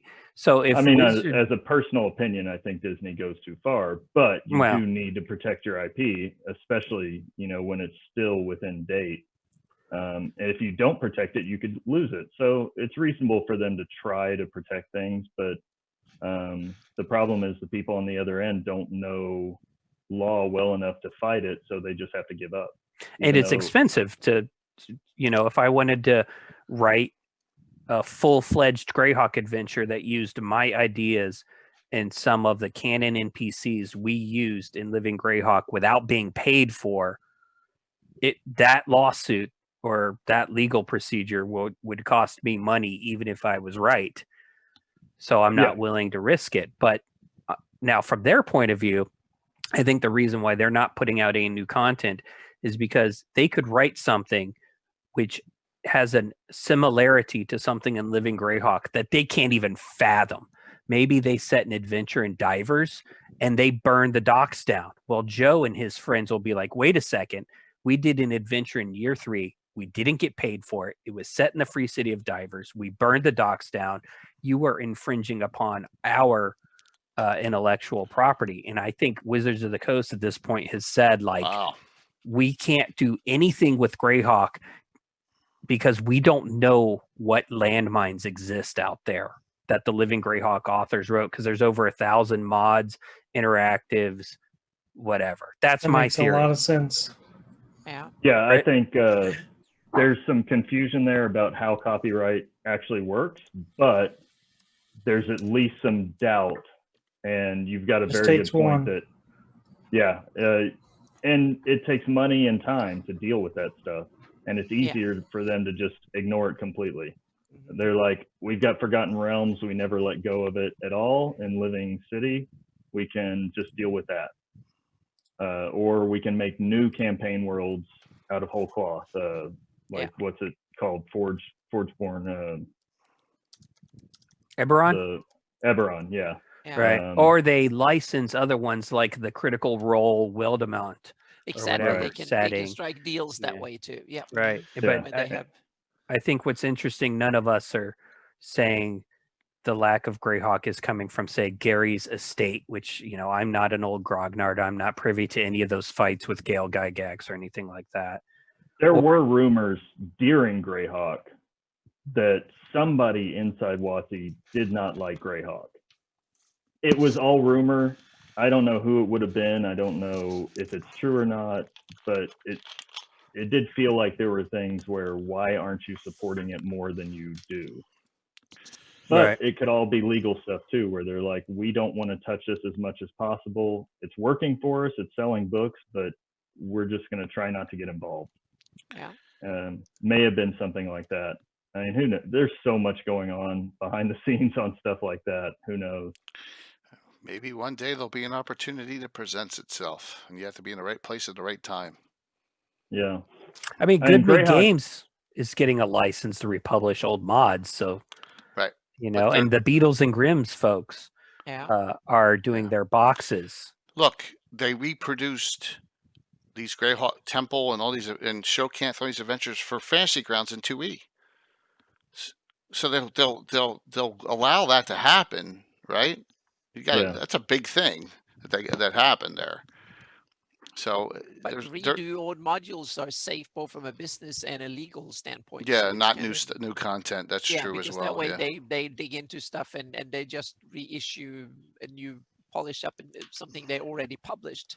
That I think is a safe bet both in business sense and legal sense. Yeah. I think one thing that came up was like stat blocks. They consider that IP. So a lot of the modules had stat blocks in them. So if you're distributing that, they consider that infringement on their IP. And they don't want people distributing modules for conventions and stuff like that. So I think there was like Greyhawk Reborn was trying to do a Greyhawk campaign, but the author was the only one that was allowed to run modules for specific events and things of that nature. So they have some limitation like that. Yeah, I've never been involved with them, but I do know that they're trying to work around that by doing online, because you had to physically be there for the author to run it in Greyhawk Reborn. But That might be interesting for Jay to get a Greyhawk Reborn guy on, because I believe they spawned out of Living Greyhawk players. Yeah, we've had Dave Guerreri on, but we've had him on early on, and Mike and me, we talked to him, and I've talked to him at several conventions and stuff, and that seems to be the module. The model is that someone writes an adventure, and then they can run that adventure. That person can run it personally at a convention. So yeah. And the funny thing is that they live right where I live, and Jersey, PA, Delaware. Yeah. So you should have him over and in your basement, and we can have only you and Casey are allowed in the basement. Oh, okay. Well, you let Christoph in there too. Well, yeah, unfortunately, but he won't play. He just comes and hangs out. Yeah. Oh, okay. So, but his fiance, I'm sorry, his partner plays. Yep. So let me ask Britt one more legal question, because it relates to virtual Greyhawk Con.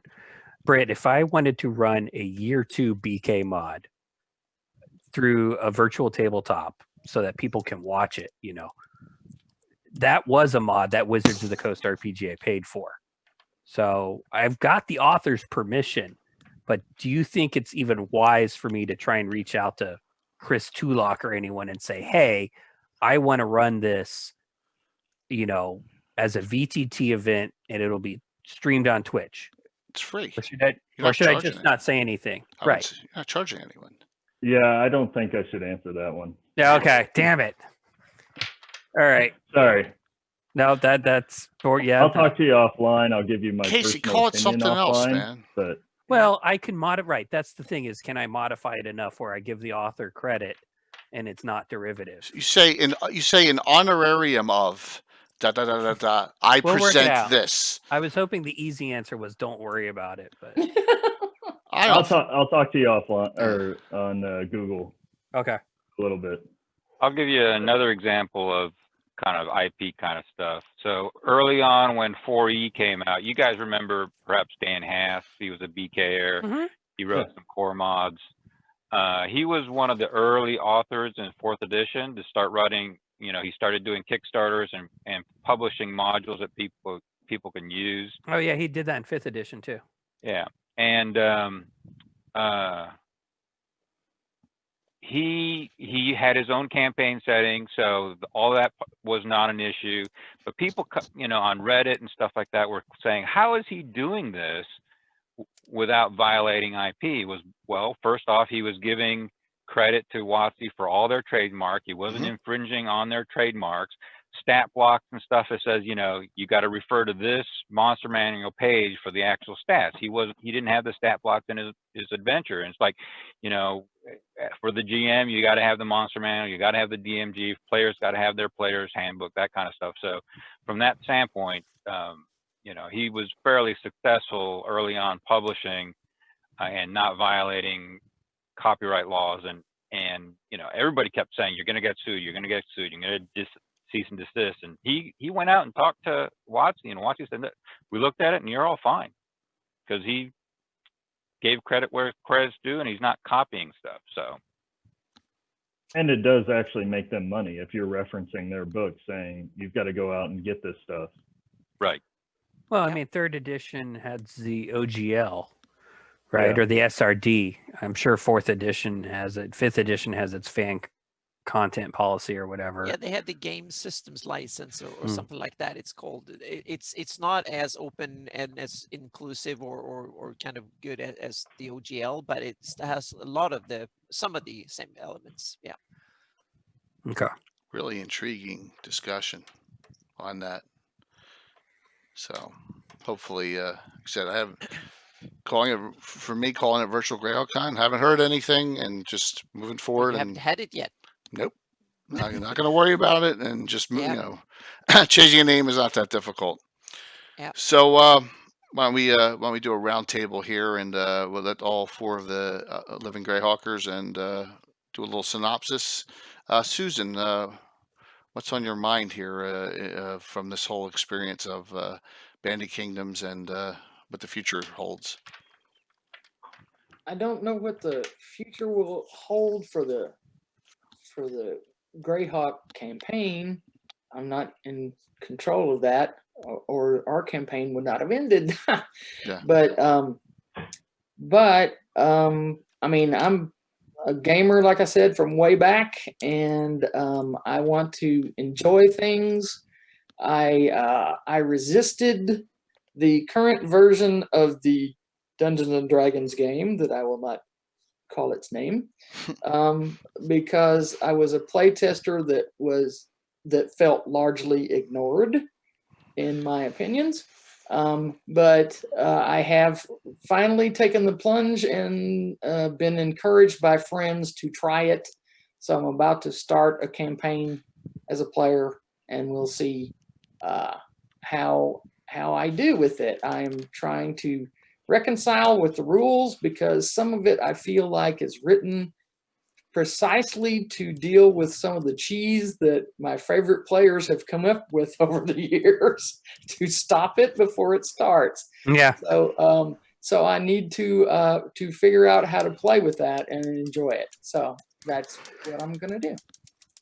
Excellent. There's still cheese there. Susan, take a look at the Divination Wizard.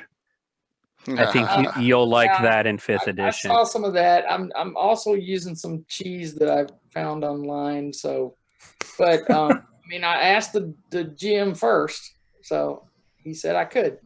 But nonetheless, it's the whole thing that troubles me is the concept of concentration, which is obviously made to stop you from doing some of the unstoppable buffs that we used to do. Like, I'm a caster, but I'm a greater, invisible, and flying, and what are you going to do about it? Right. Because you can't do that. Over buffing. Yeah. Yeah, in 5th edition, they called it bounded accuracy and the concentration mechanic and all that. They're probably doing this, Susan, because I heard about Mista's shenanigans in 3rd edition. Probably. Because she used to do some pretty ugly things. Casey, you didn't bring up the halfling wizard thing once. Yeah. Well, and then, I'm sorry.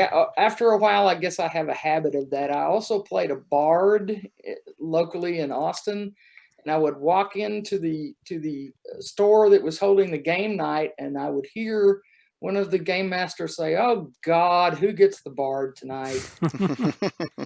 Because they knew I was going to buff everyone to the point where the adventure would be short.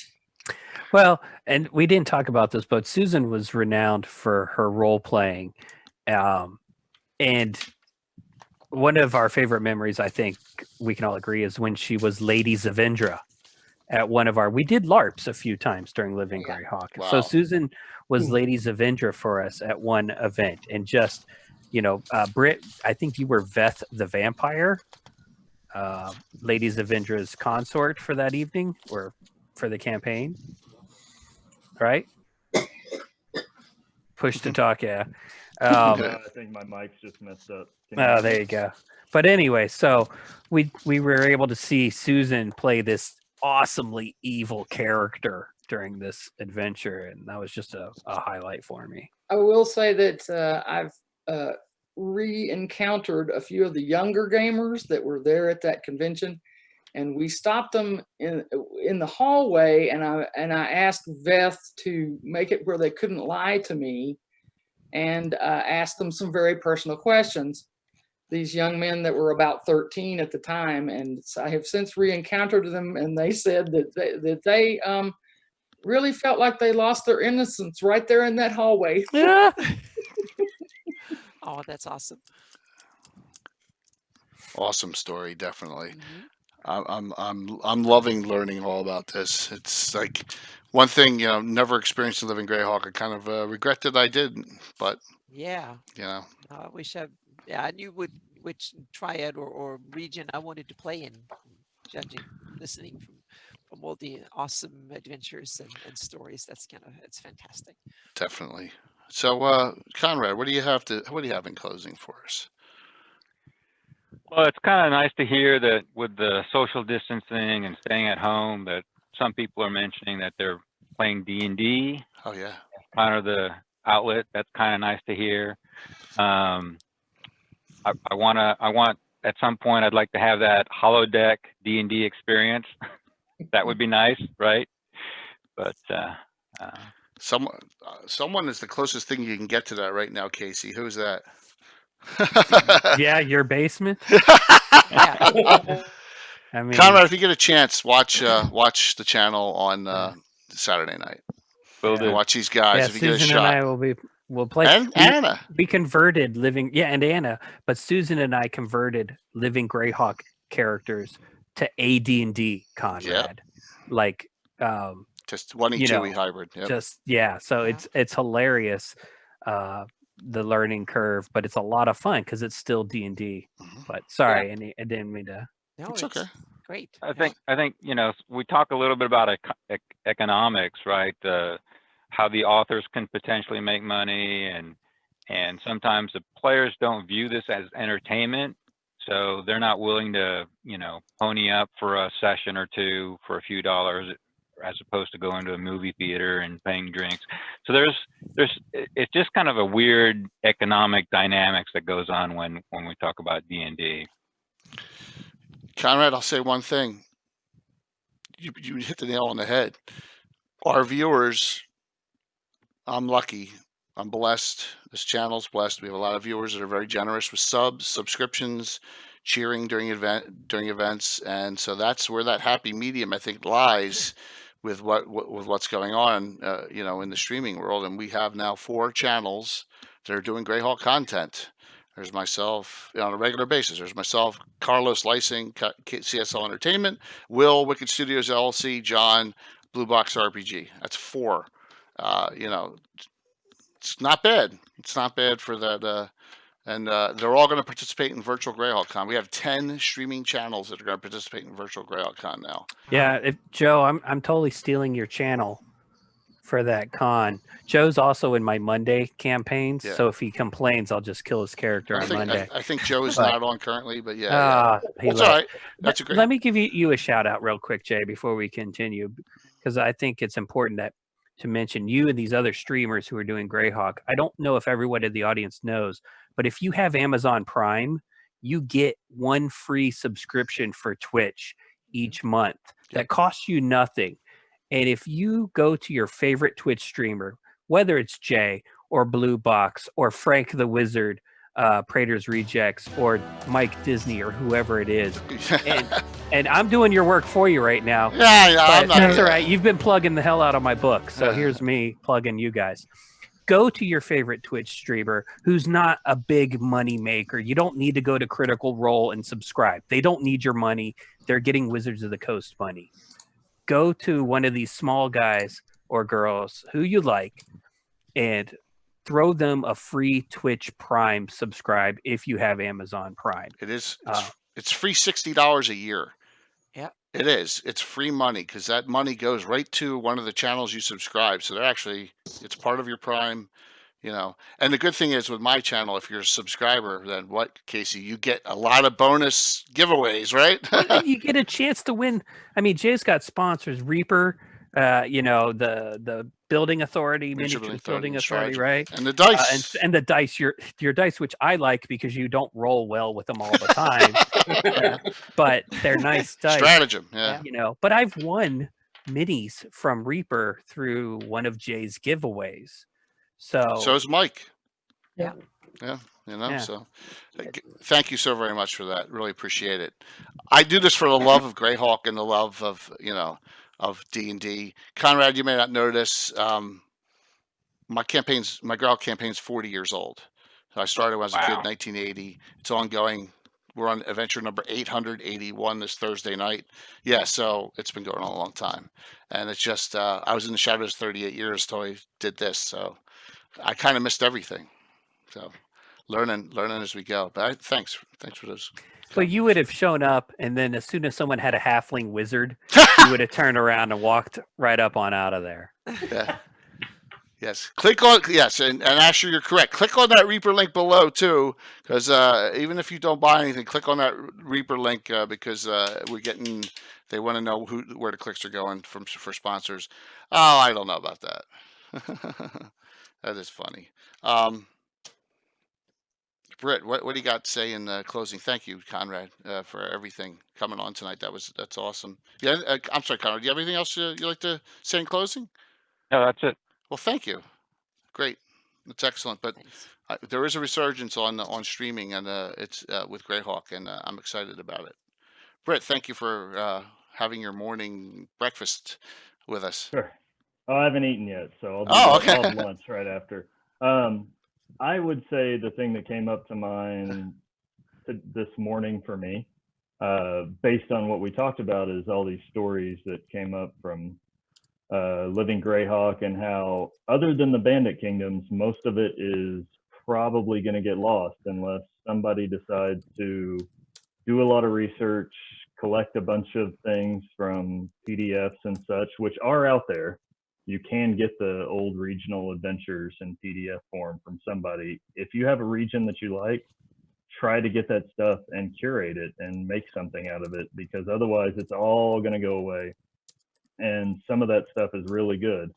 But then after that, you're going to have the question of what is canon and what isn't. I don't think Bandit King or Living Greyhawk will ever be canon, unfortunately.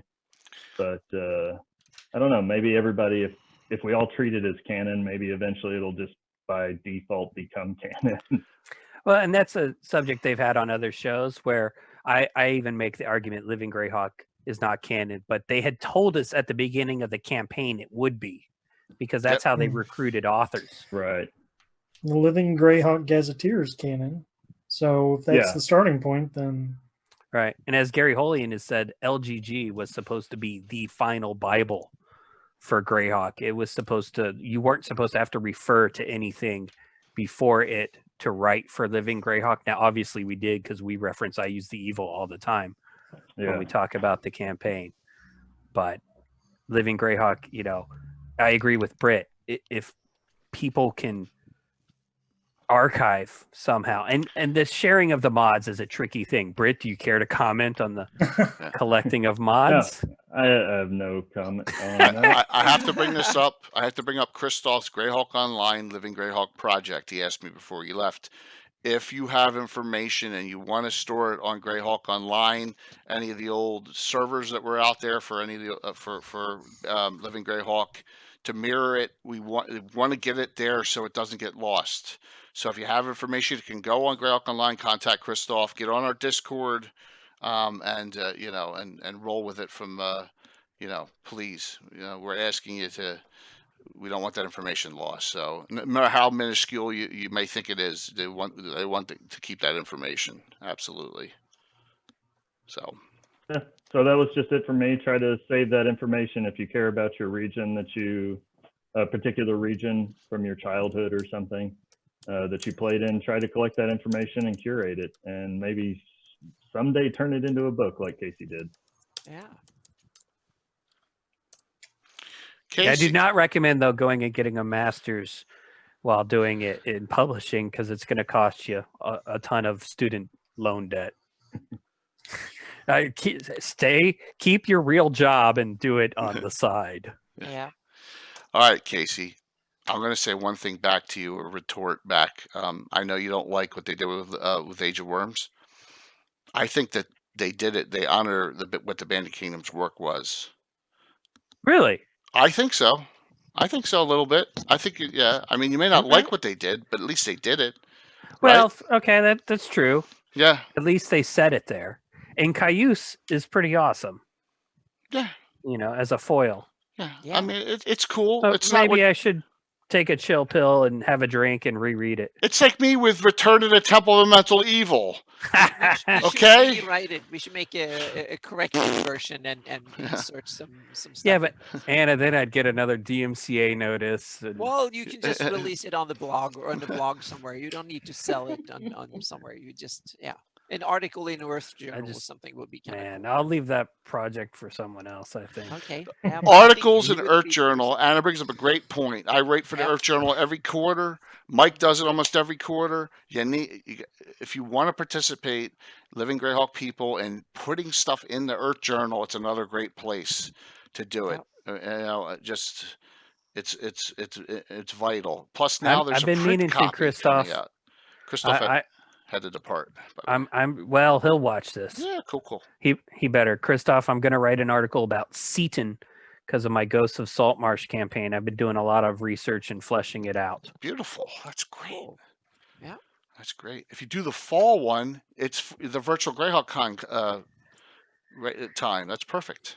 So, excellent. Fingers crossed. So, anything else in closing, Casey? Thank you for tonight participating, really taking over the reins and helping with the discussion. I really appreciate it. Yeah. Well, I appreciate you guys, Anna, Mike, and Jay, having us on. And, you know, it was great seeing Susan, Conrad, and Britt, my old friends, you know, here. You know, we haven't done this talk about living Greyhawk probably since the end of 2008 as a group when we had the final convention in that summer of 2008. So this was great for me to be able to see my friends and hear their stories, because, you know, I can talk all day about this, you know, but to hear their side of things and just really rekindled my passion again, not only for living Greyhawk, but for the setting itself of Greyhawk. I've got book projects in my head that I need to get out. Like I want to do the Rogues Gallery for the Bandit Kingdoms based on the living Greyhawk NPCs and PCs, the more memorable PCs. I want to do a Mercenary's Guide to the Bandit Kingdoms, a regional gazetteer basically based on what we did in living Greyhawk. So these are in the works, but every time I try and do them, I've got, you know, a wedding getting pushed back due to COVID-19 or you know, other stuff going on. Like we all have stuff going on in our lives. Casey, So, you just hit the nail on the head. I should do a Rogues Gallery for my campaigin. you should. You have so many NPCs and or PCs, and you don't have to stat them out. 2,000. Right. Just, I mean, you should have it in an Excel file anyway at this point. You've been doing it for 40 years. You need to find, I need a 5th level fighter in Ulik. I need a 3rd level wizard in the Pale or wherever. I know it's all in your brain. Well, it's on all the 58 notebooks. Well, put those notebooks into like Excel, and then just, you don't even have to stat them out. You just put like Halfling Thief 5 in a 1-sentence blurb or a 1 paragraph. Yeah. It's a great idea, Rogues man. Gallery I don't know would be why. great. Wow. Take a look at that BK NPCs thing I sent you. Yeah, and think I'm even going more to. base than that. It's a great idea. Because you have a ton of NPCs. You probably forget some of them. You're like, oh my God, yeah. You know. But that's the great thing about Twitch. I have the video now. Yeah. So that's another good thing. Just make sure that no one can guess that the NPC is some player character's niece, you know, before the adventure starts. Oh my God, that was unbelievable. Britt, did we tell you this? Joe and Vernon, probably Susan. I was dumb. I was Garn. But they figured out the plot of Jay's adventure in April. Yeah. Yeah, you mentioned it. Didn't Unbelievable. Yeah. Real quick. So the mongrels breed a lot of things with orcs because that's what orcs do. One of the top ones is orcs and halflings. Just that's pretty disgusting, but that's why I had it. So the background for Trass, which is Andy's character, there was a raid in Elmshire like 13 years when he was like 12 years old, and his sister got taken away. He said killed, and then I said, "Did you ever see her body?" And he's like, "No." I said, "Well, maybe she got taken away." So she got taken away by a mongrel raid because we were doing the mongrels that 13 years ago in my game, and it turns out that the Mistress P was his niece, the sister's kid, half orc, half halfling, and they figured it out right before even. I was like, "Oh my God, how the hell did you figure that out?" Brilliant. So I ran. It was just great. Then there's Saturday night. Yes, the return of Garn. No mongrels on Saturday. Put Garn up there. Different direction. So I know you got him floating through your scroller. And now we've got Red, you know, back with us, the rogue. Red's the only one that leveled. She's 5. Yeah. He's 5'6". Cleric Thief. I'm looking forward to it. We got to check on Andy, but you know. And Anna's there with her elven ranger. I'm an member of the Cannon Father. Yeah. Yeah. The Order of Ulick I'm glad that I get a chance to come in and play in this. The Order of Ulick out of Altamira has sent Imri because she's petitioned too. to Greyhawk to join your group. So she's a member of the order. She's not. She's 5'5". You have to be 6th. Yeah, so she's a petitioner. So's Owain. So's Owain and yeah, but he's a paladin. He's dumb. You know, Guard's dumb, but paladins are even dumber. Speaking of which, I forget to give Conrad a shout out. This was a shirt Conrad made back in the day. Nice. And it's collared. See, collared shirts are the way to go, Josh. Oh my gosh, collards a way to go. All right, so some shout outs quickly. Anna, what we got? Okay, yeah, well, I've been babbling about the Atlas. There's nothing coming out, but now it is. The first one is on my Patreon blog. The first page of the 50 maps that will be, the Flannies will be divided up into 50 pieces and 50 maps, and each map will be a spread, so you can print it on an 11 by 17. And then with margins for binding and stuff in the middle where you want to do spiral or hardbound or softbound or something. That's the, and there will also be a digital version without the extra bleeding borders and put in together into one. And so the first one is on my blog. The goal is to do 5 a week and have about 4 of them almost done extra. So the first 5 are coming in very, very shortly. And so the goal is to have the 100-page atlas done by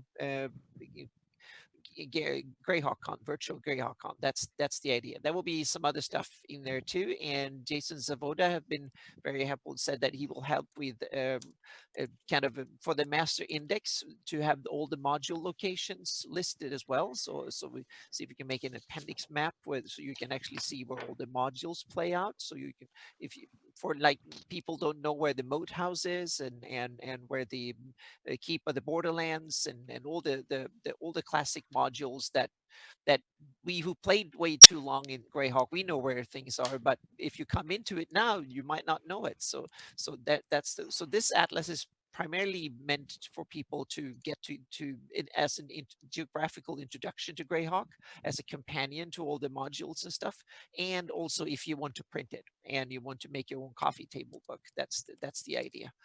And so that is coming along, and they will come out on a at least on a weekly basis. There will be a bunch of new maps coming out, and there will be a political map, there will be overview maps and some other stuff coming out alongside it, and a master index that will come both printed in PDF for the print and also as an Excel spreadsheet.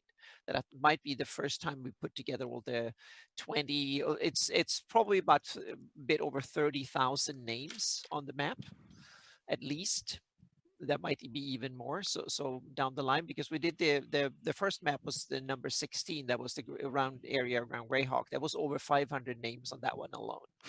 So that one way over 500. So that will be a lot of names to put in there. So that's coming too, and I have some wonderful help with people to actually do the sitting coding in Excel to put all the names in there.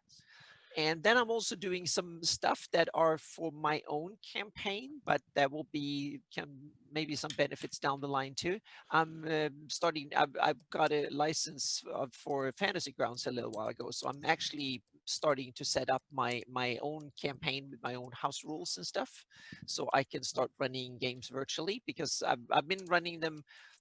I've tested a few times to run them online, but then it's been kind of using a webcam and just use simple Roll20 as a die roller. I wanted to dive deeper because now we're stuck at home for I don't know how long, and even after that, it will probably be a good idea to run games online. So I'm going to start up my campaign, hopefully not too long time from now. So within a month or so, I hope to start my Shield Lands campaign set in Shield Lands in 598 after the Living Greyhawk and stuff coming in. So in a small little village that I invented that is called Aldet, that is between Critwall and Axport, and in what is now the barony of Axport, that is one of the kind of provincial border realms that IUs have set up because his economy is tanking, so he needs to change his approach to deal with the world, so to speak. So it's kind of political. So there's a lot of intrigue going on for that one. So I will actually start. I did one time back in the day in 3.5, and I did the second time in Pathfinder. Actually started the characters at 0 level, and we had a lot of fun just playing them up to first level. So that will be something I'm going to test out now. And the rule set will be Pathfinder 2 with some Greyhawk modifications for this. Really? Yep. Yeah, I played some in Pathfinder 2, and I really like the rule set. So I've played. It will be either to stay with Pathfinder 1 or to convert it to 5e, or to move on to Pathfinder 2. But Pathfinder 2 is, from my set of playing, it's probably the one I have to house rule the least. So 5e I had to house rule more, so to speak. So that is something that's coming up. And since I have to start doing a lot of my own campaign work, I'm also writing a lot of snippets and putting together information that I think will be cool for some both blog posts and also for Earth Journal articles. So I have a whole bunch of kind of things that I've just had very simple notes about before. I'm actually writing them up, and I have the next 3 campaigns lined up because there've been so much inspirational, awesome talks on Legends and Lore and on Gabin and some of the other stuff, because now I met so many awesome gamers like you who know things are great. So you put so many new cool ideas in my head. And also Gary Julian's article about Death Knights in the last Earth Journal was another one that was kind of, wow, yes, I need to make a campaign about this. So I had a Rel Devin campaign that I ran for almost 5 years after I moved to California. So we quit that one like 4 years ago, I think it was. And so now I need to take the second part of that campaign, because that will fit in perfectly with Gary Julian's write-up about the Death Knights. That was kind of a perfect fit for that. So that's what's going on. And also the work, the whole planet project is moving along in small little bits and pieces in between. So that's but the Atlas is coming, and I think it's going to be an awesome introductory to, and also a great reference that you can use digitally, or you can print your own copy of the Atlas. Yep. So some of the things, it's so far in advance, but one thing that's set is the Friday night of Virtual Greyhawk Con, 7 p.m. Eastern. Anna's going to do the campaign of Anna Meyer, all that, with maps. I'm going to present my campaign map, and I'm going to present a lot of the tweaks and twists and turns and stuff that I've done in my own Greyhawk campaign, and some of the house rules and NPCs and stuff like that, and ideas that I have for my future campaigns and stuff. So there will be some spoilers of that too. So future players cannot listen to that show. So I will take a list and say, if you listen to the show, no, of course not. But there will be some spoilers and stuff that I hope that I can kind of provide ideas for other people's Greyhawk campaigns and stuff. So, yeah. My guess is that's one of the top 3 viewed shows of the entire, I'm not so sure about that. You were top 3 for GaryCon. Oh, yeah, but that was the mapping bit. But that will be a big part of this. Yeah, I think so. And we'll go right into Will's going to run right from 9 to midnight Eastern, right in from her. So Friday night's already set. Yeah. So just to give you a little tidbit on that, and then Saturday night's mostly set too. So we're already getting all the framework worked in. So thank you all for coming on. Normally we say this is what we have next week on Legends and Lore, but I've been really back to work on the road. We don't know yet. So, but here's what's coming up the next 3 streams the rest of the week. All right, I'm gonna pop these up real quick, and then we'll bid everyone a thank you and a good night here. So Thursday night, adventure number 881 out of Harby, the Rendezvous, the Hiltless Swords get a mission offer, sea-based campaign, guys, with my wonderful ships and all. That's gonna be cool. I haven't seen one of your naval setups yet. Thank you. And it is a one-nighter, so it's a quickie, boom, in and out. We zip in, we zip out. It's like going into Wisconsin. You know what I mean? One of those kind of deals. Yeah, I got the shit kicked out of me in Wisconsin. Yeah, I'll show you a little pic. Here's a little tidbit of a pic of it set up. Yeah, so I'm running Ghosts of Saltmarsh, so I have a boat or two. But what is that water map you have down there? That is a map by Mars that came in the Miniature Building Authority Harbortown Kickstarter. From one of my sponsors. Yes, it's a map by Mars. You can probably order it right from their site. Yes, it's vinyl. I'm a big neoprene guy, but this one I give an exception to. It is vinyl, vinyl. So there you go. Those ships are very ancient, but by a company called Arsonville. Shipworks, well out of business. I got them in the early 2000s. I wish I could get more of them. They're hardcore resin. All right, that's Thursday night. Saturday night. Do I have to even say anything else about this? I guess I do. Yeah. Saturday night, Living Greyhawk All-Stars event, the second adventure of Cannon Fodder is the name of their group now. Okay, they named them Cannon Fodder. Look at that cast: Joe, Casey, Andy, Anna, Susan, Vernon. Saturday, June 26, p.m. Eastern start. We're going to start an hour earlier so we don't go into the wee hours like we did the first time. All right, so 6 p.m. Eastern start on this. And you're going to see a special appearance from a legendary PC in our campaign run by Bill the Master Crafter himself, the legendary Sailing Shadow Moon. But see, now, Britton Conrad, this PC tried to, like, destroy Greyhawk. No, he tried to right? Or take it over. He tried to take it over. So when we're being suspicious of all of Jay's meta orgs, Jay's like, no, you guys are crazy. These people are good. The guy I play right into it. This guy tried to take over the free city of Greyhawk. Because they put the crown of Ruggiero Bloodmoon on his head, and he went megalomaniac. He pulled a Tulsa Doom. Oh, we didn't even talk about the Iron Crown of the Bandit Kingdoms tonight. Oh, damn! See, there's plenty of from stuff. Your Greyhawk. I didn't talk about it on your Greyhawk Adventures night because we were supposed to talk about it tonight. But that's okay. That leaves discussions for the next time, right? Exactly. We have to have episode 2 of this in Here's a little. I wonder what that is. There you go. That doesn't look like iron. That's too pretty. I know. That's the crown of Ruggiero Bloodmoon. Oh. So there you go. Oh, didn't see it anymore. Okay, so that's what's happening Saturday. Sunday night, Gabbin number 98. We're almost at 100 show. All right.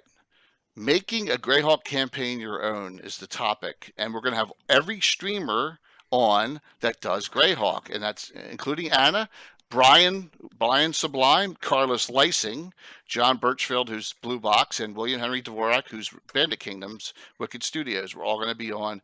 We're going to just talk about how we got our campaigns going, how we got them on Twitch, some little nuances to help everyone out because there's a lot of interest out there. I think it's going to be a brilliant show. I'm really excited about this one. So, and that is this Sunday night, 7:30 normal time.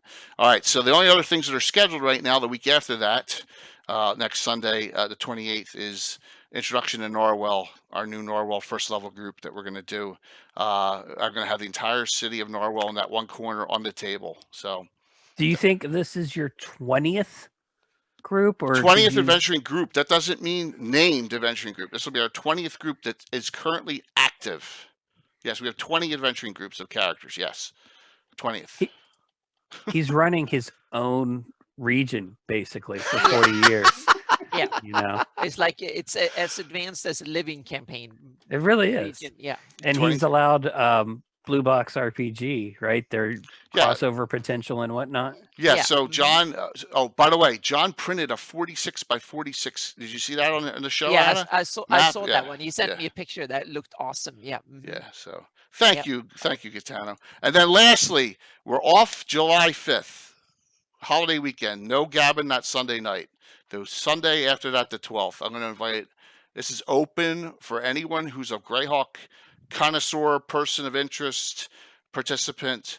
We're going to have finally we get to the 100th Gabbin. Now, if you guys were around for the 50th, the show was 4.5 hours long, I checked.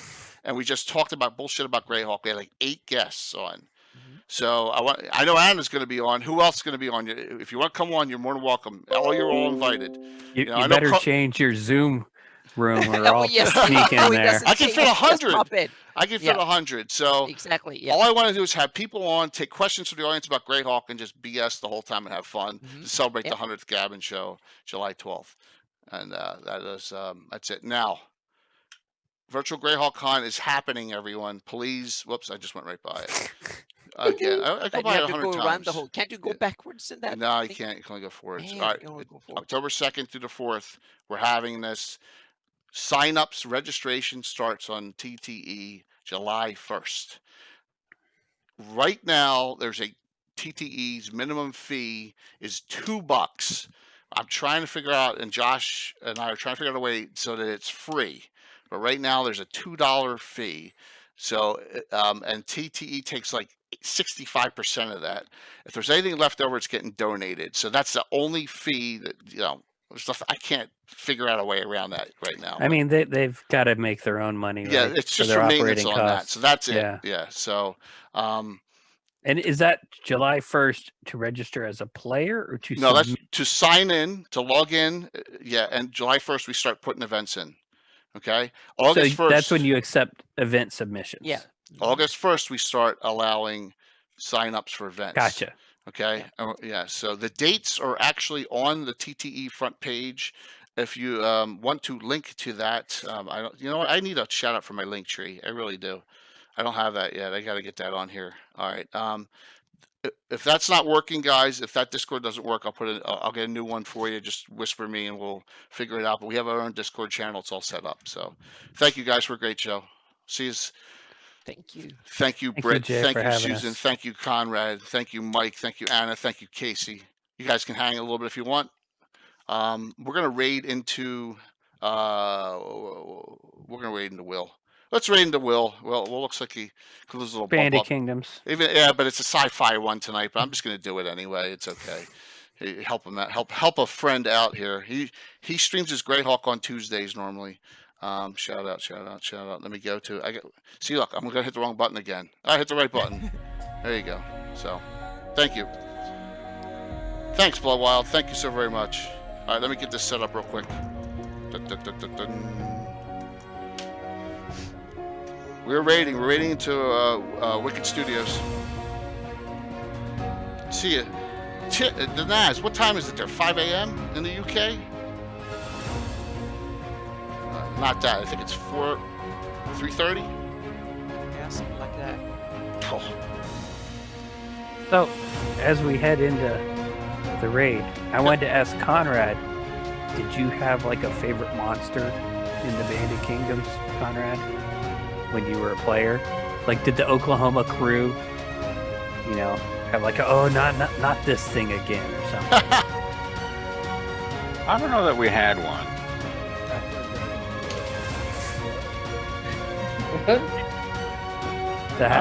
Britt said the half-red dragon boulette. 10 seconds, guys. Yeah.